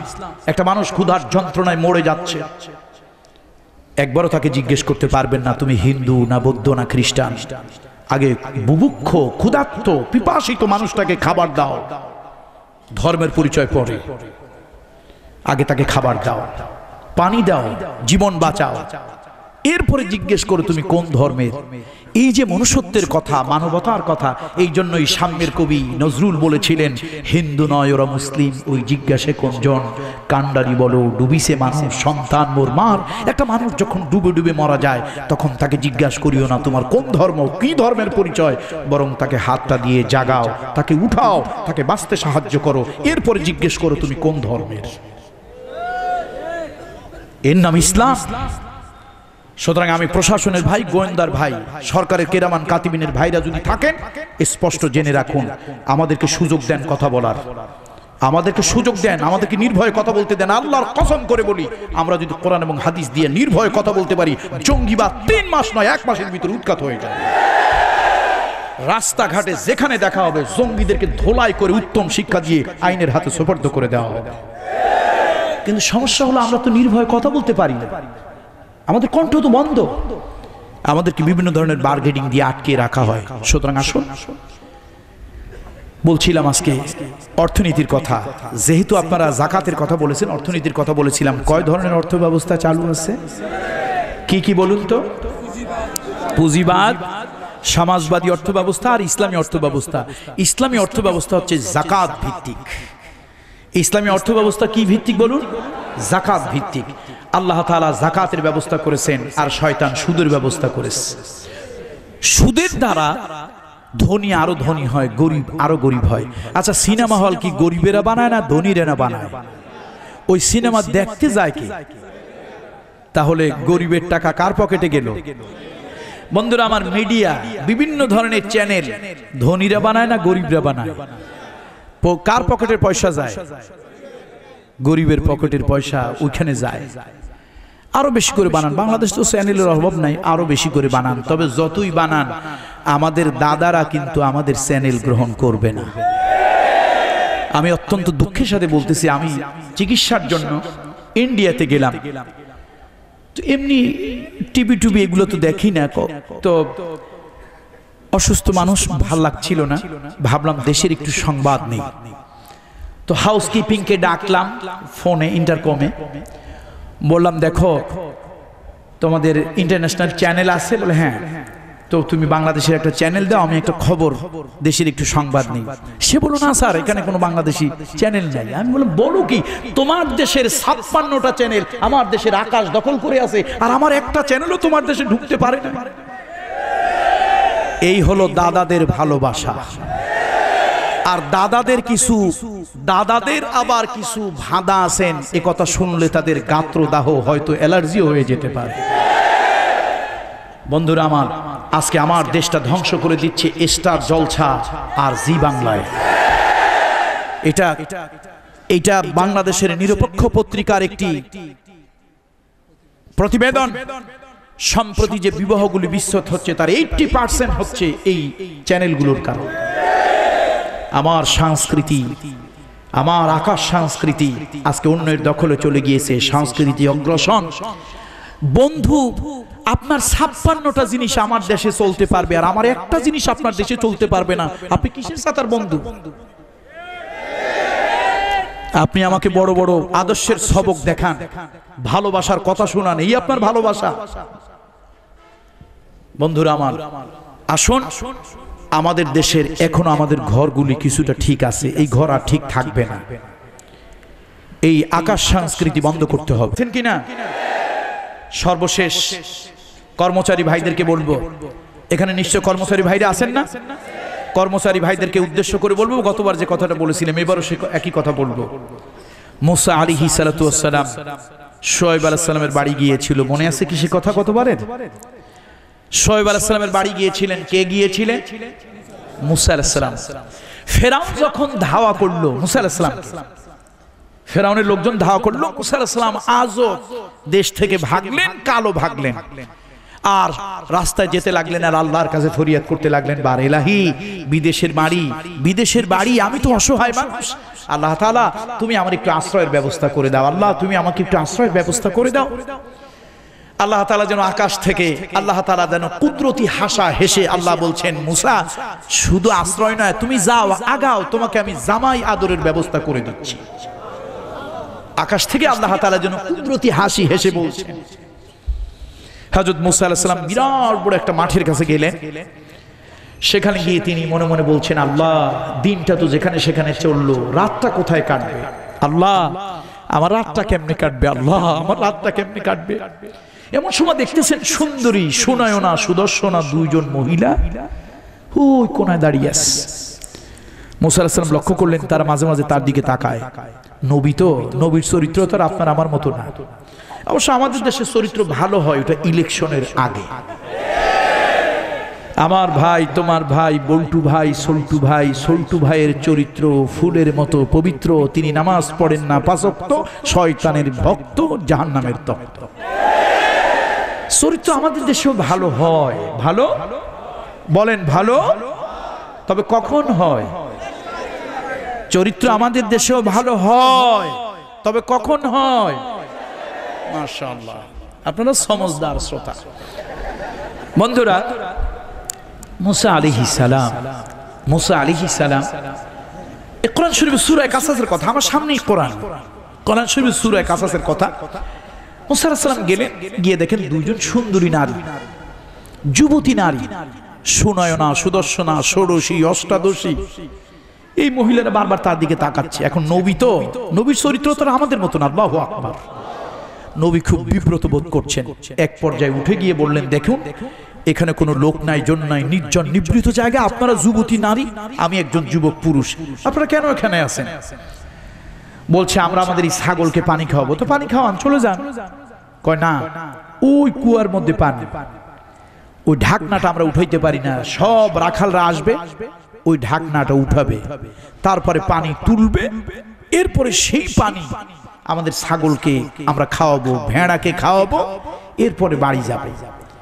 মুসা আলাইহিস সালাম চিন্তা করলো, এটা এক মুসিবত, এই মহিলারা যদি না যায় খালি ঘন ঘন আমার দিকে তাকাবে।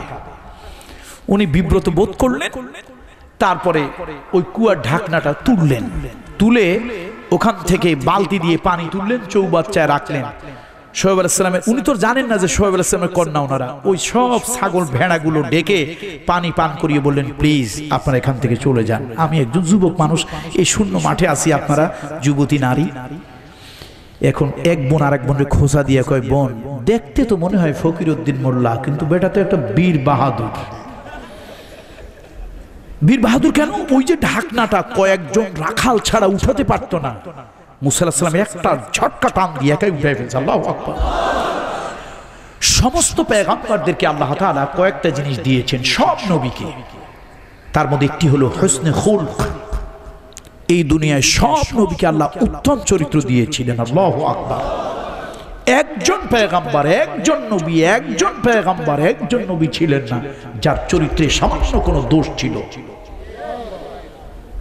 নবীদের চরিত্র ছিল শুধু দোষ তো ভুল, দোষ তো বাদ, মুরুআত, এটা আপনারা বুঝবেন না, আলেমরা বুঝবে। মুরুআত, মুরুআত বলা হয় দৃষ্টিকটু, জায়েজ, তবে সকলের জন্য মানানসই নয়, এটাকে বলা হয় মুরুআত। পয়গম্বরদেরকে আল্লাহ এমন উত্তম চরিত্র দিয়েছেন যে কোনো দৃষ্টিকটু কাজ, যে কাজটা দেখতে অসুন্দর, এরকম কাজও তারা কখনো করেননি। আল্লাহ তাআলা তাদেরকে এত উত্তম চরিত্র দিয়েছেন। আর প্রত্যেক পয়গম্বরকে আল্লাহ তাআলা সমসাময়িক 40 জন যুবকের শক্তি আল্লাহ তাআলা একজন নবীর গায়ে দিয়েছেন। আপনাদের নিশ্চয় এই ঘটনা মনে আছে, নিশ্চয় হয়তো মনে আছে, ফতে মক্কার সময়, মক্কা বিজয়ের সময় আল্লাহ রাসূল বারবার চেষ্টা করতেছেন একটা মূর্তি নামানোর জন্য, পারছেন না। আল্লাহর হাবিব ডাক দিলেন, আলী, আলী মর্তুজাকে ডাক দিলেন। তার কলিজার টুকরা নয়নের পুতুলি, একদিকে চাচাতো ভাই, আর একদিকে পালক পুত্র, আর একদিকে জামাতা। হুজুর ডাকলেন আলীকে। আলী রাদিয়াল্লাহু তাআলা আসলো। হুজুর বলেন, দেখো আমি তো অনেক চেষ্টা করছি, ওটাকে নামাতে পারছি না, তুমি আমার কাঁধের উপরে ওঠো, কাঁধের উপরে ওঠো, উঠে ওইটাকে নামাও। আলী রাদিয়াল্লাহু তাআলা জিহ্বায় কামড় দিয়ে বলছি, ইয়া রাসূলুল্লাহ, বলেন কি? জিন্দেগিতে যা হুকুম করেছেন আপনার মনে নাই? হিজরতের রাত্রে আপনি আমাকে জীবন বাজি রাখতে বলেছিলেন, আপনার চাদর মুড়ি দিয়ে জীবন বাজি রেখে আমি আপনার বিছনায় শুয়েছিলাম। হুজুর, জীবনটা দিয়ে দিতে বলেন, আপনার জন্য জীবন দিয়ে দিতে পারবো, কিন্তু রহমাতুল লিল আলামিনের কাঁধের উপরে পাও দিয়ে উঠতে পারবো না। আপনার জন্য যা বলেন কোরবানি হইতে বলেন, কোরবানি হয়ে যাব, কিন্তু আমি কি এত বেয়াদব রহমাতুল লিল আলামিনের ঘাড়ের উপরে পা দিয়ে তার পিঠের উপরে উঠবো? হুজুর বলেন, বেয়াদবি না, আমি তো অনুমতি দিয়েছি, ওঠো, এটা নামাও। আলী রাদিয়াল্লাহু তাআলা মুছে এই কথা বলবেন না, বরং আপনি উল্টা ওঠেন, আমি এই যে বসলাম, আপনি আমার কাঁধের উপর ওঠেন। হুজুর বলছেন, তো খুব বীর বাহাদুর হয়ে গেছো, তাই না? আমি বলছি তুমি আমার উপর উঠে উঠে নামাও। আলী রাদিয়াল্লাহু তাআলা বলছেন, আমি কি এখনো ছোট আছি? আপনি ওঠেন আমার কাঁধের উপরে। আল্লাহর হাবিব বলছে, তুমি আমার বাহিরেরটা জানো, ভিতরেরটা জানো না। নবীদেরকে আল্লাহ তাআলা কি শক্তি দিয়েছেন তা তুমি জানো না। আলী রাদিয়াল্লাহু তাআলা বলছে, হুজুর আপনি কি আমাকে ছোট মনে করছেন? আপনার কি মনে নাই কামুজ দুর্গে যে যুদ্ধ হয়েছিল, লোহার কপাটটা আমি বাম হাতে ধারণ করে যুদ্ধ করেছিলাম, মনে নাই আপনার? হুজুর আপনি ওঠেন। আল্লাহর হাবিব আগালেন। আলী রাদিয়াল্লাহু তাআলা চিৎকার দিলেন, ইয়া রাসূলুল্লাহ, আমার কলিজা ফেটে যাচ্ছে, আপনি নামেন। হুজুর বলছে, আরে বেওকুফ বোকা, আমি তো উঠি নাই, আমি তো শাহাদাত আঙ্গুলি রাখছি তোমার পিঠের উপরে, আমি কি উঠছি? আমি কি উঠেছি তোমার উপরে? তুমি এইটাই সহ্য করতে পারছো না। শোনো, বাহিরের যে রূপ দেখো ওইটা নবুয়তির, প্রত্যেক পয়গম্বরকে আল্লাহ তাআলা নবুয়তির মুজিজা এবং নবুয়তির ওহীর জ্ঞান সহ্য করার জন্য সমসাময়িক 40 জন নওজোয়ান যুবকের ক্ষমতা একজন নবীর পয়গম্বরকে আল্লাহ তাআলা দিয়েছেন। এই জন্য মুসা আলাইহিস সালাম এক লোককে শাসন করতে গিয়ে ছোট্ট একটা থাপ্পড় মারছিল, এক থাপ্পড়ে লোকটা শেষ। এখন মুসা আলাইহিস সালাম ঢাকনা উঠাইস, পানি খাওয়াইস। কর্মচারী ভাইরা কিন্তু কথা শুনতেছেন, এই ওয়াজ আপনাদের জন্য হচ্ছে। ওয়াজ কাদের জন্য হচ্ছে? বন্ধুরা, মুসা আলাইহিস সালাতু ওয়াস সালাম শোয়েব আলাইহিস সালামের কন্যাদেরকে বিদায় করে দিলেন। শোয়েব আলাইহিস সালামের কন্যারা বিদায় হয়ে গেল। শোয়েব আলাইহিস সালাম বুড়ো মানুষ, ঠিক মতো চোখে দেখেন না, পুত্র সন্তান নাই, এই জন্য কন্যাদেরকে দিয়ে কাজ করা। Necessity knows no law, necessity knows no law, আর জরুরতু তবিহুল মাহজুরাত। ইসলাম মানুষকে অসাধ্য কিছু চাপিয়ে দেয় না, ধর্ম মানুষকে অসাধ্য কিছু চাপিয়ে দেয় না। পুত্র সন্তান নাই, না খেয়ে থাকবে, ভিক্ষা করবে তা নয়, কন্যা সন্তানরা কর্মে লেগে যাবে। সুবহানাল্লাহ। শোয়েব আলাইহিস সালামের পুত্র সন্তান নাই, কন্যারা মাঠে গিয়ে ছাগল চড়ায়, সেই ছাগল বড় হয়, দুধ দেয়, গোশত হয়, সেইগুলো দিয়ে সংসার চলে। শোয়েব আলাইহিস সালাম আজকে খুব রাগ হলেন। প্রত্যেক দিন সূর্য বেলা ডোবার পরে তোমরা আসো, আজকে এত তাড়াতাড়ি কেমনে আসলে? নিশ্চয় যুবক রাখালদের সাথে তোমরা গাঁ ঠেলাঠেলি করে তাদের সাথে প্রতিযোগিতা করে ছাগলকে পানি খাওয়াইছ। অন্য দিন ওই রাখালেরা পানি তুলে তাদের ছাগল ভেড়াকে খাওয়ানোর পরে তারা যখন চলে যেত, শোয়েব আলাইহিস সালামের মেয়েরা ছাগলকে ওই পানি খাওয়াইয়া তারপরে বাড়ি আসতো। এই জন্য বাড়ি ফিরতে ফিরতে সন্ধ্যা হয়ে যেত। আজকে বেলা ডোবার আগেই আসরের রক্তে গিয়ে হাজির। শোয়েব আলাইহিস সালাম রাগ হলো। মেয়েরা বলল, বাবা আমরা নবীর কন্যা, আমাদের চরিত্র অত খারাপ হয় নাই। বাবা বাবা বলল, তাহলে এত তাড়াতাড়ি কিভাবে আসলে? বলে একজন যুবক ওই ঢাকনাটা তুলে পানি তুলে দিয়েছে, আমাদের ছাগলকে পানি খাওয়াইছে। আব্বা, যুবকটার গায়ে জানা শক্তি। কাকে বলতেছে? পয়গম্বরকে, শোয়েব আলাইহিস সালাম। আর এক মেয়ে উঠে বলে, আব্বা শুধু শক্তি না, সে কিন্তু খুব চরিত্রবান। আল্লাহু আকবার বলবেন না একটু? এই কোরআন শরীফে এই কথাটা এইভাবেই আসছে, এভাবেই আসছে কথাটা। আব্বা সে কিন্তু চরিত্রবান। শোয়েব আলাইহিস সালামের মনে মনে চিন্তা হলো, যুবতী মেয়ে এক যুবক ছেলের চরিত্রের কি দেখলো? তোমরা বুঝলা কেমনে ছেলেটা চরিত্রবান? বলে, আব্বা ওই যুবক আমরা যখন মাঠে একাকী ছিলাম, যুবক আমাদের মুখের দিকে তাকাচ্ছিল না, বরং আমরা তার দিকে তাকাচ্ছিলাম। যুবক বিব্রত বোধ করে আমাদেরকে ওখান থেকে সরানোর জন্য ছাগলকে পানি খাওয়াইয়া আমাদেরকে বিদায় করে দিয়েছে। এতে আমরা বুঝেছি যুবকটা চরিত্রবান। আর এক মেয়ে উঠে বলে, আব্বা আপনি তো কর্মচারী নিতে চান, কর্মচারী নিতে হলে তার একটা নীতিমালা থাকে। কর্মচারী নিতে হলে তার কি থাকে? ওই কর্মচারী উত্তম, ওই কর্মচারী লাভবান হওয়া যায় যে কর্মচারী শক্তিও আছে, চরিত্রও আছে। কয়টা জিনিস আছে? কয়টা জিনিস আছে বলুন কর্মচারী ভাইরা, বলুন কয়টা জিনিস আছে? একটা কি? শক্তি, মানে দেহ, দৈহিক সুস্থতা। আর একটা কি? চরিত্রের সুস্থতা। খবরদার, আমানতের খেয়ানত করা যাবে না, আমানতের খেয়ানত করা যাবে না।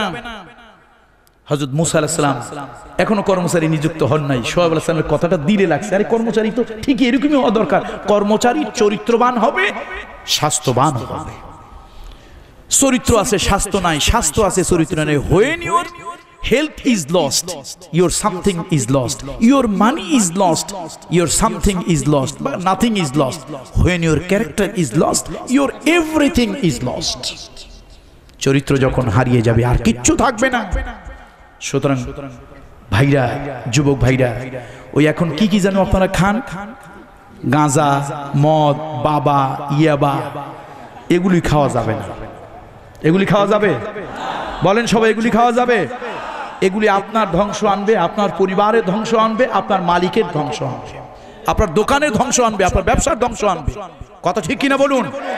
আমি জানি না কার এই অভ্যাস আছে। আজকের এই মাহফিলে, আজকের এই মিলাদুন নবী, সিরাতুন নবী মাহফিলে আজকে তওবা করে বাড়ি যাব। মানুষের অসাধ্য কিছু নাই। ইচ্ছে করলে মানুষ পাহাড় কেটে দুই টুকরা করতে পারে। মানুষের অসাধ্য কিছু নাই। আমাদের কারো যদি এই চরিত্র থেকে থাকে, আমরা তার থেকে ফিরে আসবো ইনশাআল্লাহ। মাহফিলে এটা ওয়াদা করবো না আমরা? করব। বন্ধুরা আমার, শোয়েব আলাইহিস সালাম তার একজন কন্যা পাঠালেন, তুমি যা ওই যুবকটাকে নিয়ে আসো। যা শুনলাম, এরকম একটা যুবক আমার দরকার। যুবককে নিয়ে আসতেছে। আমি যা বলতেছি আমার নিজের বানানো কথা নয়, তফসিরে ইবনে কাসিরের বর্ণনা বলতেছি। মুসা আলাইহিস সালামকে নিয়ে আসলো। ওই সংস্কৃতির এখানেও কিছু কথা আছে, আকাশ সংস্কৃতির কিছু কথা আছে এখানে।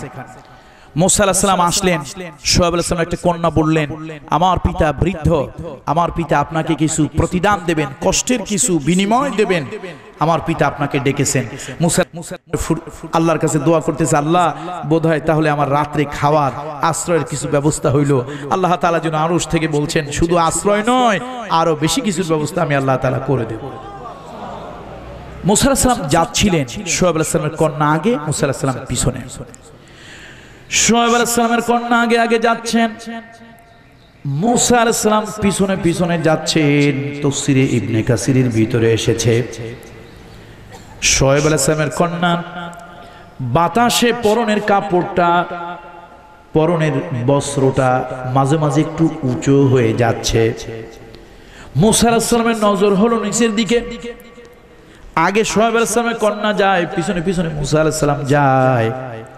অর্থ হলো, যে পথ দেখায় সে আগে থাকে, আর যে পথ দেখে সে পিছনে থাকে। মুসা আলাইহিস সালাম পিছনে পিছনে যাচ্ছেন, শোয়েব আলাইহিস সালামের কন্যা আগে আগে যাচ্ছেন। বাতাসে তার পরনের কাপড় কিছু উঠে যাচ্ছে। নবীর চরিত্র কেমন চরিত্র? ও যুবক, তোমার চরিত্র কেমন হবে? চরিত্র ঠিক রাখার জন্য কেমন কাজ করতে হবে? মুসা আলাইহিস সালাম ডেকে বললেন, বোন, এই নীরব নির্জন জায়গায় এইভাবে আপনার সঙ্গে যাওয়া যায় না। আপনি আমার পিছনে পিছনে চলবেন, আমি সামনে সামনে চলবো। মুসা আলাইহিস সালামের কথা শুনে শোয়েব আলাইহিস সালামের কন্যা অবাক হয়ে গেলেন। তিনি বললেন, এটা কেমন কথা? আমি সামনে সামনে, আপনি যাবেন, আমি পিছনে পিছনে যাব। আমার বাড়ি আমি রাস্তা দেখায় নিয়ে যাব।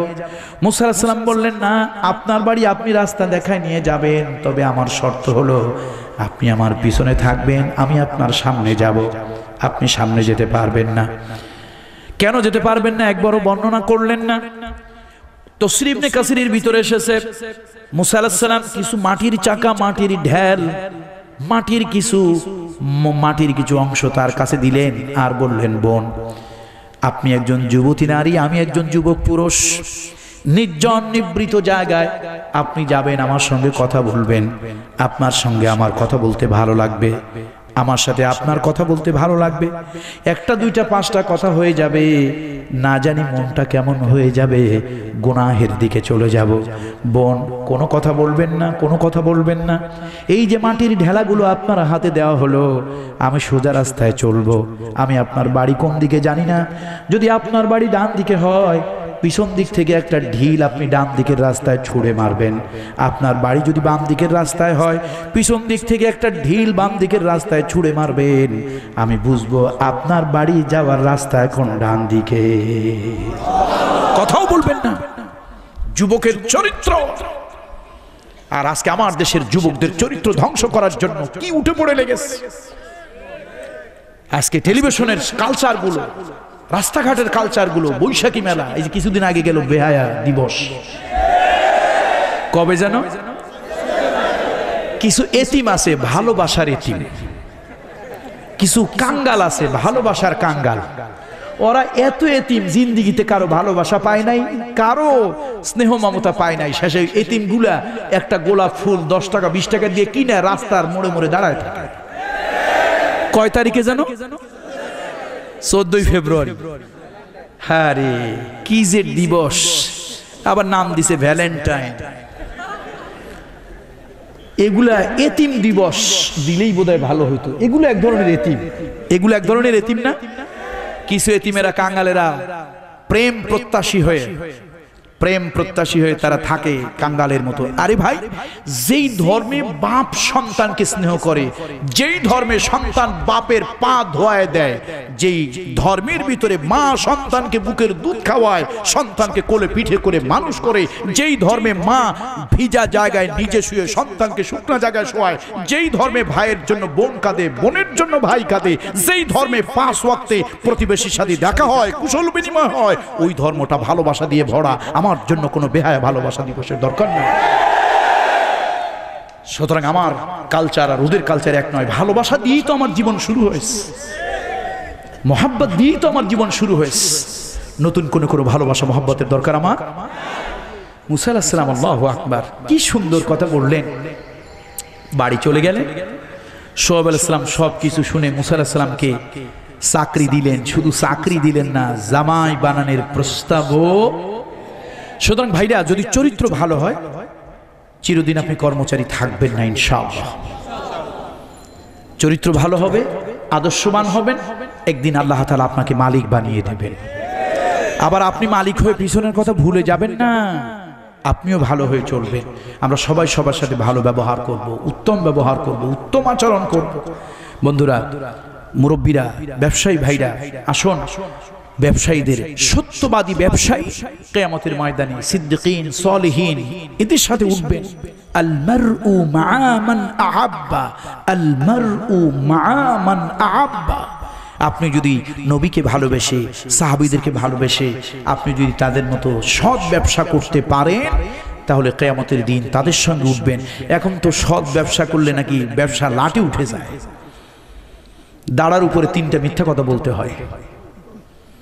একটা গল্প মনে পড়ছে, বলবো? রাগ করবেন, রাত তো বেশি হয়ে গেছে। এক হাজী সাহেব হজ করে আসছে। হাজী সাহেব কি করে আসছে? ভাই, হাজী সাহেবরা রাগটাগ করেন না ভাই, প্লিজ। হাজী সাহেবরা যদি আবার বলে হুজুরের দাওয়াত বন্ধ, তাহলে তো মুশকিল। আর এমনি চিটাগংয়ের লোকদেরকে ভয় পাই বেশি। চিটাগংয়ের উপর দিয়ে তো যাতায়াত করতে হয়, ভয় পাওয়ার দরকার আছে না বলেন? তো এখন হাজী সাহেবের অভ্যাস ছিল, আগে কিছু মিথ্যা চিন্তা বলতো, 2 নম্বরই কাজ কারবার করত। এখন হজ করে আসছে, মিথ্যা কথা কেমনে বলে? কিন্তু স্বভাব তো আর সহজে পাল্টায় না। আল্লাহ রাসূল বলেছেন, পাহাড় টলে গিয়েছে, পাহাড় হটে গিয়েছে, পাহাড় সরে গিয়েছে, এই কথাটা বিশ্বাস করা যায়। কারো চরিত্র হঠাৎ পরিবর্তন হয়েছে, বিশ্বাস করা।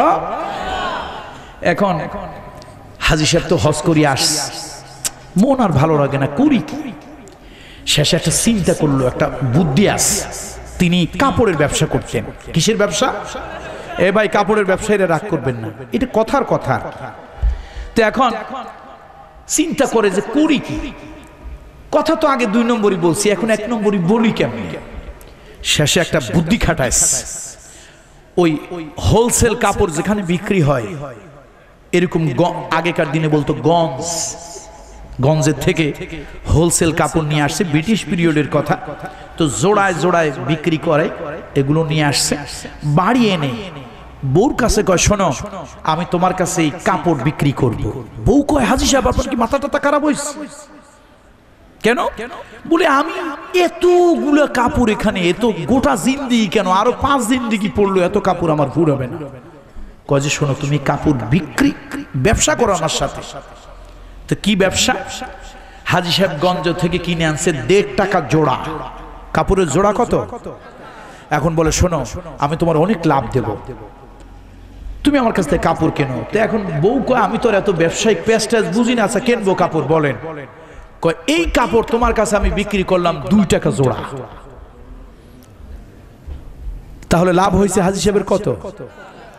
কিছুক্ষণ পর ঘুরে টুরে এসে কয় বউ এতগুলো কাপড় দিয়ে তুমি করবা কি, তুমি আমার কাছে বিক্রি করো 2.5 টাকা জোড়া। বউ চিন্তা করে ভালোই তো ঠিক আছে দিলাম বিক্রি করে। বউ বিক্রি করলো হাজী সাহেবের কাছে কত? 2.5 টাকা জোড়া। এখন দোকানে আনছে, নতুন নতুন কাপড় উঠাইলো, লোকজন আসছে, হাজী সাহেব কেমন আছেন? আসসালামু আলাইকুম। ওয়ালাইকুম আসসালাম। হাজী সাহেব একটা কাপড় আর নেন, দাম কত? কয় দেখেন হাজী মানুষ, হজ করে আসছে, মিথ্যা কথা তো আর বলতে পারি না, 2.5 টাকা কেনা। কত কেনা? আসলে কি মিথ্যা কথা বলছে নাকি? কেনা কত? এখন লোকটা চিন্তা করে সত্য হজ করে আসছে, হজের গন্ধ এখনো যায় না, 2.5 টাকা কেনা, আচ্ছা একটু কি লাভ দিতে হয় না? তো যাক আপনার যখন 2.5 টাকা জোড়া কেনা, নেন 3 টাকা। এখন হাজী চিন্তা করে সর্বনাশ, কিনলাম 1.5 টাকা, বিক্রি হইল কয় টাকা? বাড়ি গিয়ে বউরে কয় বউ লাভই লাভ, লাভই লাভ। আরে তুই আমারে হজ করতে আরো 10 বছর আগে কেন পাঠাস না? আরো 10 বছর আগে গেলেই তো আরো বেশি লাভ হতো। আসলে এটা কি লাভ না চালাকি? এরকম চালাকি বোধহয় আল্লাহ বোঝেন না। এরকম চালাকি আল্লাহ বোঝেন? সত্যি বোঝেন? তাহলে এরকম চালাকি করবেন না, প্লিজ করবেন না। আল্লাহ তাআলা সব দেখেন, জানেন। হ্যাঁ, দেশের পরিবেশ পরিস্থিতির উপরে যতটুকু সম্ভব আপনি সহনশীল পর্যায়ে এবং যতটুকু সম্ভব নীতি নৈতিকতা নিয়ে আপনাকে চলতে হবে। আর যেখানে দেখবেন নীতি নৈতিকতা বিসর্জন দিতে হবে এমন জায়গায় আপনি যাবেন না, প্লিজ। ইমানের দাম বেশি না জীবনের দাম বেশি? ইমানের দাম বেশি না জীবনের দাম বেশি? আমরা এটা অনেক সময় বলি, বলে জান বাঁচানোর ফরজ, আসলে না, ইমান বাঁচানো ফরজ। এটা হলো চালাকি কথা, মিথ্যা কথা। ইমান বাঁচানো কি? অথচ আমরা ইমানকে ধ্বংস করে দিই জীবনের জন্য। না, এই জীবন ইমানের উপরে থাকবে। এই জীবন কিসের উপরে থাকবে?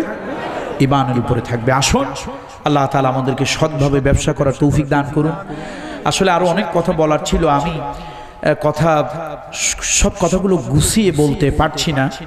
তো আল্লাহ তাআলা আমাকে সুস্থ করে দিন। আর আমি আপনাদের যেইভাবে কথা বলে হক আদায় করা দরকার ছিল, আমি সেইভাবে হক আপনাদের আদায় করতে পারিনি। এই জন্য আমি ক্ষমা সুন্দর দৃষ্টি আপনাদের প্রার্থনা করছি। আল্লাহ তাআলা আমার উপরে রহম করুন, আপনাদের উপরে রহম করুন। ব্যবসায়ী ভাইরা টাকা পয়সা নিয়ে যাতায়াত করেন এবং বিভিন্ন জায়গায় যান, খবরদার খবরদার, আমি একটা সতর্কতা দিচ্ছি আপনাদেরকে। কোনো মাজার, কোনো জটওয়ালা পীর, চটওয়ালা পীর, এই জাতীয় পীরদের প্রতি ভরসা রাখবেন না। আপনারা যাতায়াত করেন, 2টা দোয়া আমি অনুরোধ করব, 2টা দোয়া আমি অনুরোধ করব। এই 2টা দোয়া আমার পরীক্ষিত, আমি কোরআন হাতে নিয়ে আল্লাহর জাতে পাকের কসম খেয়ে বলছি, আল্লাহর জাতে পাকের কসম খেয়ে বলছি, আল্লাহর প্রতি আমার ইয়াকিন হয়েছে। আমি অনেকগুলো নিজে পরীক্ষা করে দেখেছি, কঠিন অবস্থার মধ্যে আল্লাহ তাআলা আপনাকে হেফাজত করবেন। আপনি যদি চলন্ত পড়ন্ত প্লেনের ভিতরে দোয়া পড়তে পারেন, অ্যাক্সিডেন্টরত ট্রেনের ভিতরে পড়তে পারেন, অ্যাক্সিডেন্টরত গাড়ির ভিতরে পড়তে পারেন, তার মধ্য থেকে আল্লাহ আপনাকে হেফাজত করবে। তার মধ্যে সবথেকে বড় দোয়াটা হলো আয়াতুল কুরসি। সবথেকে বড় দোয়াটা কি? এবং আয়াতুল কুরসি এটা নিয়মিত 5 ওয়াক্ত এটার অভ্যাস করতে হবে। এবং একটি হাদিসের একটি বর্ণনায় এসেছে যে 5 ওয়াক্ত সালাতের পরে, নামাজের পরে আয়াতুল কুরসি পড়ার অভ্যাস নিয়মিত যারা করবে, ওই ব্যক্তির ভিতরে বেহেশতের ভিতরে মৃত্যু ছাড়া আর কোনো পর্দা থাকবে না। তাহলে আমলটা আমরা করতে পারি কি পারি না? আয়াতুল কুরসির আমল প্রত্যেক সালাতের পরে করব। কারা কারা রাজি আছে হাত উঁচু করে দেখাই। লিল্লাহে তাকবীর, লিল্লাহে তাকবীর। আল্লাহ তাআলা আপনার জিম্মাদার হয়ে যাবেন, আপনার হেফাজতের মালিক আল্লাহ হয়ে যাবে। তাহলে এই দোয়াটা মনে রাখবো আমরা। কোনটা বলুন? যেহেতু এই জন্য বললাম, আপনারা অধিকাংশ জার্নির ভিতরে থাকেন, সপ্তাহে পরিবার পরিজন দেখতে যান, বাড়িতে যান, তারপরে এখানে সেখানে যান, টাকা পয়সা নিয়ে বিভিন্ন জায়গায় আপনাদেরকে যেতে হয়, জীবনের নিরাপত্তা, জীবনের হুমকি আপনাদের থাকে। ব্যবসায়ী ভাইরা, কর্মচারী ভাইরা, সবার জন্য বলি। তাহলে নিয়মিত ইনশাআল্লাহ কোন আমলটা করব আমরা? আয়াতুল কুরসির আমলটা করব। এটা সাংঘাতিক কারেন্টের মতো একটা দোয়া, বড় দামি দোয়া, এবং এই দোয়ার উপরে আপনি ইস্তেকামাত থাকলে শিরকের মতো কোনো গুনাহ আপনার হবে না। দ্বিতীয় একটি দোয়া, হযরত ইউসুফ আলাইহিস সালাম তাকে ইয়াকুব আলাইহিস সালাম হারিয়ে ফেললেন। তার ভাইরা ষড়যন্ত্র করে তাকে কুয়ায় ফেললো। সেখান থেকে আল্লাহ তাআলা তাকে মিশরে নিয়ে গেলেন। মিশরের সাম্রাজ্য আল্লাহ তাআলা তাকে দান করলেন। এই ইউসুফ আলাইহিস সালামের কাছে তার ছোট ভাই বনিয়ামিনকে নিয়ে যাওয়া হচ্ছিল। তখন হযরত ইয়াকুব আলাইহিস সালাম কাঁদতে কাঁদতে অন্ধ হয়ে গেছিলেন। সুবহানাল্লাহ। তখন তিনি তার সন্তান বনিয়ামিনের জন্য একটা দোয়া করছিলেন, একেবারে ছোট, কিন্তু খুব কারেন্টের মতো দোয়াটা কাজ হয়। আপনারা আমার সঙ্গে সকলে পড়বেন, মুখস্থ করে তারপরে মাহফিল থেকে যাবেন। সকলে পড়েন, আল্লাহু খায়রুন হাফিজাও ওয়া হুয়া আরহামুর রাহিমিন। এবার আসুন পুরোটা পড়ি, আল্লাহু খায়রুন হাফিজাও ওয়া হুয়া আরহামুর রাহিমিন। আবার পড়ি, আল্লাহু খায়রুন হাফিজাও ওয়া হুয়া আরহামুর রাহিমিন। 12 নম্বর সূরা ইউসুফের ভিতরে আছে। হযরত ইয়াকুব আলাইহিস সালাম ইউসুফ আলাইহিস সালামের জন্য কেঁদে কেঁদে অন্ধ হয়ে যাচ্ছিলেন। বনিয়ামিনকে, ইউসুফ আলাইহিস সালামের ভাইকে যখন তার অন্য ছেলেদের কাছে দিলেন, ভাবলেন ও যদি হারিয়ে যায় তাহলে তো আমি শোকে মরেই যাব। এই জন্য তিনি আল্লাহর উপরে ভরসা করে তাকে ছেড়ে দিলেন। এই দোয়াটা এত কারেন্টের মতো, আল্লাহু আকবার, আল্লাহু আকবার। আমি নিজে পরীক্ষা করে দেখেছি এবং আমি যত লোককেই দোয়াটা বলেছি আলহামদুলিল্লাহ সকলে ফায়দা পেয়েছেন। এটা কোরআন এবং হাদিস, এর থেকে বড় দোয়ার কিছুই হতে পারে। কিসের সাতার তাবিজ কবজ? কপাল পোড়া যারা, তারা মাজারের তাগা বাঁধে আর সুতা বাঁধে। যদি আল্লাহকে তুমি মুহাব্বতের বাঁধনে আল্লাহকে বাঁধতে পারো, মাল্লাহুল মাওলা ফালাহুল কুল, মান কানা লিল্লাহি কানা আল্লাহু লাহু। আল্লাহ যদি তোমার হয়ে যায় আর কিচ্ছু তোমার লাগবে না। ঠিক কিনা বলুন? সুতরাং আসুন এই দোয়া করুন। আরেকটা, وَإِذَا أَصَابَتْهُمْ مُصِيبَةٌ قَالُوا إِنَّا لِلَّهِ وَإِنَّا إِلَيْهِ راجعون। যে কোনো বিপদ আপদের সময় হাত থেকে মোবাইলটা পড়ে গিয়েছে, অভ্যাস হলে দেখবেন করতে করতে অভ্যাস হয়ে যাবে, হাত থেকে মোবাইলটা পড়ে গিয়েছে, নির্ঘাত পড়ে ভেঙে যাবে, 50,000 টাকার মোবাইলটা শেষ, পড়া অবস্থায় ইন্না লিল্লাহি ওয়া ইন্না ইলাইহি রাজিউন। আপনি দেখবেন কারেন্টের মতো এমন একটা অবস্থা হয়েছে যে আল্লাহ তাআলা বড় ক্ষতি থেকে অল্প ক্ষতির মধ্যে আল্লাহ আপনাকে সেভ করে ফেলেছে।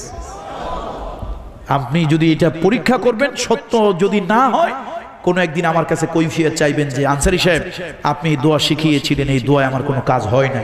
আমি চ্যালেঞ্জ দিয়ে বলছি, আমি কোনো শিরকের তাবিজ দিচ্ছি না, বেদাতের তাবিজ দিচ্ছি না, আমি স্বয়ং আল্লাহ তাআলার জাতে পাকের কথা বলছি।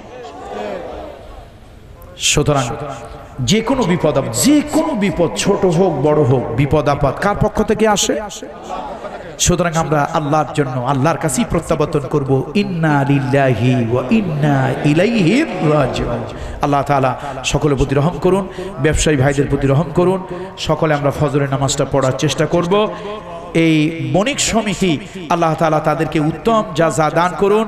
সভাপতি মহোদয়, সেক্রেটারি সাহেব সহ এবং এই মাহফিল ইন্তেজামিয়া যেই কমিটির আহ্বায়ক, সদস্য সচিব, সকলের প্রতি আল্লাহ রহম করুন। ربنا ظلمنا أنفسنا وإن لم تغفر لنا وترحمنا لنكونن من الخاسرين ربنا فاغفر لنا ذنوبنا وكفر عنا سيئاتنا وتوفنا مع الأبرار ربنا عليك توكلنا وإليك المصير أنت ولي في الدنيا والآخرة توفني مسلما وألحقني بالصالحين رب العالمين বণিক সমিতির উদ্যোগে আয়োজিত হাজার হাজার মুসলমানদের একটি জনস্রোতে পরিণত হয়েছিল মাহফিল। রব্বুল আলামিন দীর্ঘক্ষণ পর্যন্ত আমরা কোরআন হাদিস থেকে অনেক কথা শুনলাম। আল্লাহ তাআলা তোমার রাসূল হাদিসে বলেছেন রাত্রি যত গভীর হয় তোমার রহমত বরকতের অফিস তত খুলে যায়। আয় আল্লাহ তাআলা গভীর রাতে হাত তুলেছি, রব্বুল আলামিন মেহেরবানি করে জিন্দেগির গুনাহ মাফ করে দাও, এই মাহফিলখানা কবুল করে নাও। আল্লাহ তাআলা যারা যতটুকু সহযোগিতা করেছেন, প্রশাসন সহযোগিতা করেছেন, আল্লাহ তাআলা সিটি কর্পোরেশন সহযোগিতা করেছেন, আল্লাহ তাআলা ট্রাফিক প্রশাসন সহযোগিতা করেছেন, রব্বুল আলামিন সর্বোপরি কথা ব্যবসায়ী ভাইরা আল্লাহ তারা মালিক কর্মচারী সুন্দর সুশৃঙ্খল ভাবে দীর্ঘ রাত পর্যন্ত কথা শুনেছে। আল্লাহ তাআলা আজকের কথা বলা এবং শোনা আমাদের নামাজ আমাদের নাজাতের জন্য ওসিলা বানিয়ে দিও। আয় আল্লাহ তাআলা আমরা যারা হাত তুললাম আমাদের জনম দুঃখিনী মা আব্বা জান দুনিয়া থেকে যাদের বিদায় হয়ে গেছে, জানি না কোন অবস্থায় কোন হালাতে আছে, আব্বার জন্য দোয়া করি, আম্মার জন্য দোয়া করি, আব্বা আম্মার জিন্দেগির গুনাহ খাতা মাফ করে দাও, আব্বা আম্মার কবরটা জান্নাতের টুকরা বানায় দাও। রব্বির হামহুমা কামা রব্বায়ানি সগীরা রব্বির হামহুমা কামা রব্বায়ানি সগীরা। আল্লাহ তাআলা মৃত আব্বা আম্মার আল্লাহ জান্নাতের বাসিন্দা হিসেবে কবুল করো। আল্লাহ জীবিত আব্বা আম্মা ঈমানের সাথে মৃত্যু নসিব করিও। রব্বুল আলামিন এই মাহফিলখানা আল্লাহ তুমি দায়ম ও কায়েম রাখিও। মাহফিলকে ওসিলা করে আল্লাহ তাআলা আমার ভাইদের চরিত্র কোরআন সুন্নাহর আলোকে আলোকিত করে দিও। আল্লাহ সকল প্রকারের বদ আমল থেকে আমাদেরকে হেফাজত করিও। আল্লাহ তাআলা চতুর্দিকে যত এলাকাবাসী আছেন এই মাইকের আওয়াজ থেকে যারা কথা শুনেছেন, আল্লাহ তাআলা কোরআন সুন্নাহর আলো দিয়ে তাদের সকলের দিল আলোকিত করে দাও। আল্লাহ তাআলা সমাজটা অপসংস্কৃতির গড্ডালিকা প্রবাহে ভেসে যাচ্ছে, আল্লাহ তাআলা কোরআন সুন্নাহ দিয়া এই সমাজকে মদিনার সমাজে রূপান্তরিত করে দাও। আয় আল্লাহ তাআলা যেইভাবে চললে তুমি রাজি খুশি হয়ে যাও ওইভাবে চলা আমাদেরকে নসিব করে দাও। আল্লাহ তাআলা ব্যবসায়ী ভাইদের ব্যবসার মধ্যে বরকত দান করো। আল্লাহ আসমানের বালা, জমিনের বালা, আগুনের বালা, হাওয়াই বালা, পানির বালা, সকল প্রকারের বালা মুসিবত থেকে ব্যবসায়ী ভাইদের জন্য তোমার কাছে ফরিয়াদ করি। আল্লাহ তাআলা সকল ধরনের বিপদ আপদ বালা মুসিবত থেকে তাদেরকে হেফাজত রাখিও। আল্লাহ রিজকের ভিতরে ওয়াসাআত দিও। মালিক শ্রমিক ভাই ভাই হিসাবে আপনজন হিসাবে থাকার তৌফিক দিও। আল্লাহ তাআলা সকল প্রকারের আসমানি জমিনি হাওয়াই এবং পানি আগুনি সকল ধরনের বিপদ আপদ বালা মুসিবত থেকে তাদেরকে হেফাজত করিও। আল্লাহ তাআলা আজকে বিশেষ করে মাহফিল চলাকালীন সময়ে আল্লাহ তাআলা তোমার এক বান্দা উপর থেকে পাথর পড়ে আল্লাহ তাআলা তিনি জখম হয়েছেন, অসুস্থ হয়েছেন, আঘাতপ্রাপ্ত হয়েছেন, সেলাই পর্যন্ত করতে হয়েছে। আল্লাহ তাআলা তাকে তুমি সুস্থতা দান করো। আল্লাহ তাআলা এই ছোট বিপদ এর ওসিলা তার জিন্দেগিতে বড় কোনো বিপদ যদি থেকে থাকে আল্লাহ সেই বিপদ থেকে আজকের এই ছোট বিপদের ওসিলায় তাকে উদ্ধার করো, জিন্দেগির তরে তুমি তাকে মাফ করে দাও। রব্বুল আলামিন আমাদের ছেলে সন্তান ছেলে মেয়ে যা কিছু দিয়েছো, পরিবার পরিজন যা কিছু দিয়েছো, আল্লাহ তাআলা তাদের সকলকে নেক বানিয়ে দাও। আল্লাহ তাআলা নেক সন্তানের আব্বা আম্মা বানিও। আল্লাহ বদ সন্তানের আব্বা আম্মা বানিও না। আল্লাহ তাআলা আমাদের সংসারগুলোকে আয় আল্লাহ কোরআন সুন্নাহর আলো দিয়া আলোকিত করে জান্নাতের সুখ শান্তি দিও আল্লাহ। অশান্তির আগুন থেকে আমাদের সংসারগুলোকে হেফাজত করিও। কথা যারা আমরা বলি আমাদের কণ্ঠের বলিষ্ঠতা তুমি দান করো রব্বুল আলামিন। আমাদের বণিক সমিতির সভাপতি মহোদয় আল্লাহ তাআলা আমার প্রিয় ভাই জনাব আলহাজ মোহাম্মদ আব্দুল খালেক সাহেব, আল্লাহ তাআলা বড় একটা নেক নিয়াত দিলের মধ্যে নিয়েছেন। তার সহযোগী তার সহমর্মী ব্যবসায়ী ভাইদেরকে নিয়ে আল্লাহ আপনার ঘরের মেহমান হওয়ার জন্য, আপনার রাসূলের রওজা জিয়ারতের জন্য নিয়াত করেছেন। আল্লাহ তাআলা এই কাজের ভিতরে আপনি আকাশ থেকে আসমান থেকে রহমত আর বরকত বর্ষণ করেন। আল্লাহ সকল প্রকারের বিপদ আপদ থেকে হেফাজত করেন। আল্লাহ তাআলা ইহরামের কাপড় তাদের গায়ে পড়ে লাব্বাইক লাব্বাইক বলার তৌফিক দান করিয়েন রব্বুল আলামিন। এই উমরা তাদের নাজাতের ওসিলা হিসেবে কবুল করিয়েন। আল্লাহ তাআলা আপনার হাবিবের রওজায় গিয়া আমাদের সকলের জন্য যেন তারা দোয়া করতে পারেন। আল্লাহ তাদেরকে সুস্থ এবং ভালো রাখিয়েন, সহিহ সালামতে মক্কা মদিনায় পৌঁছায়া দিয়েন।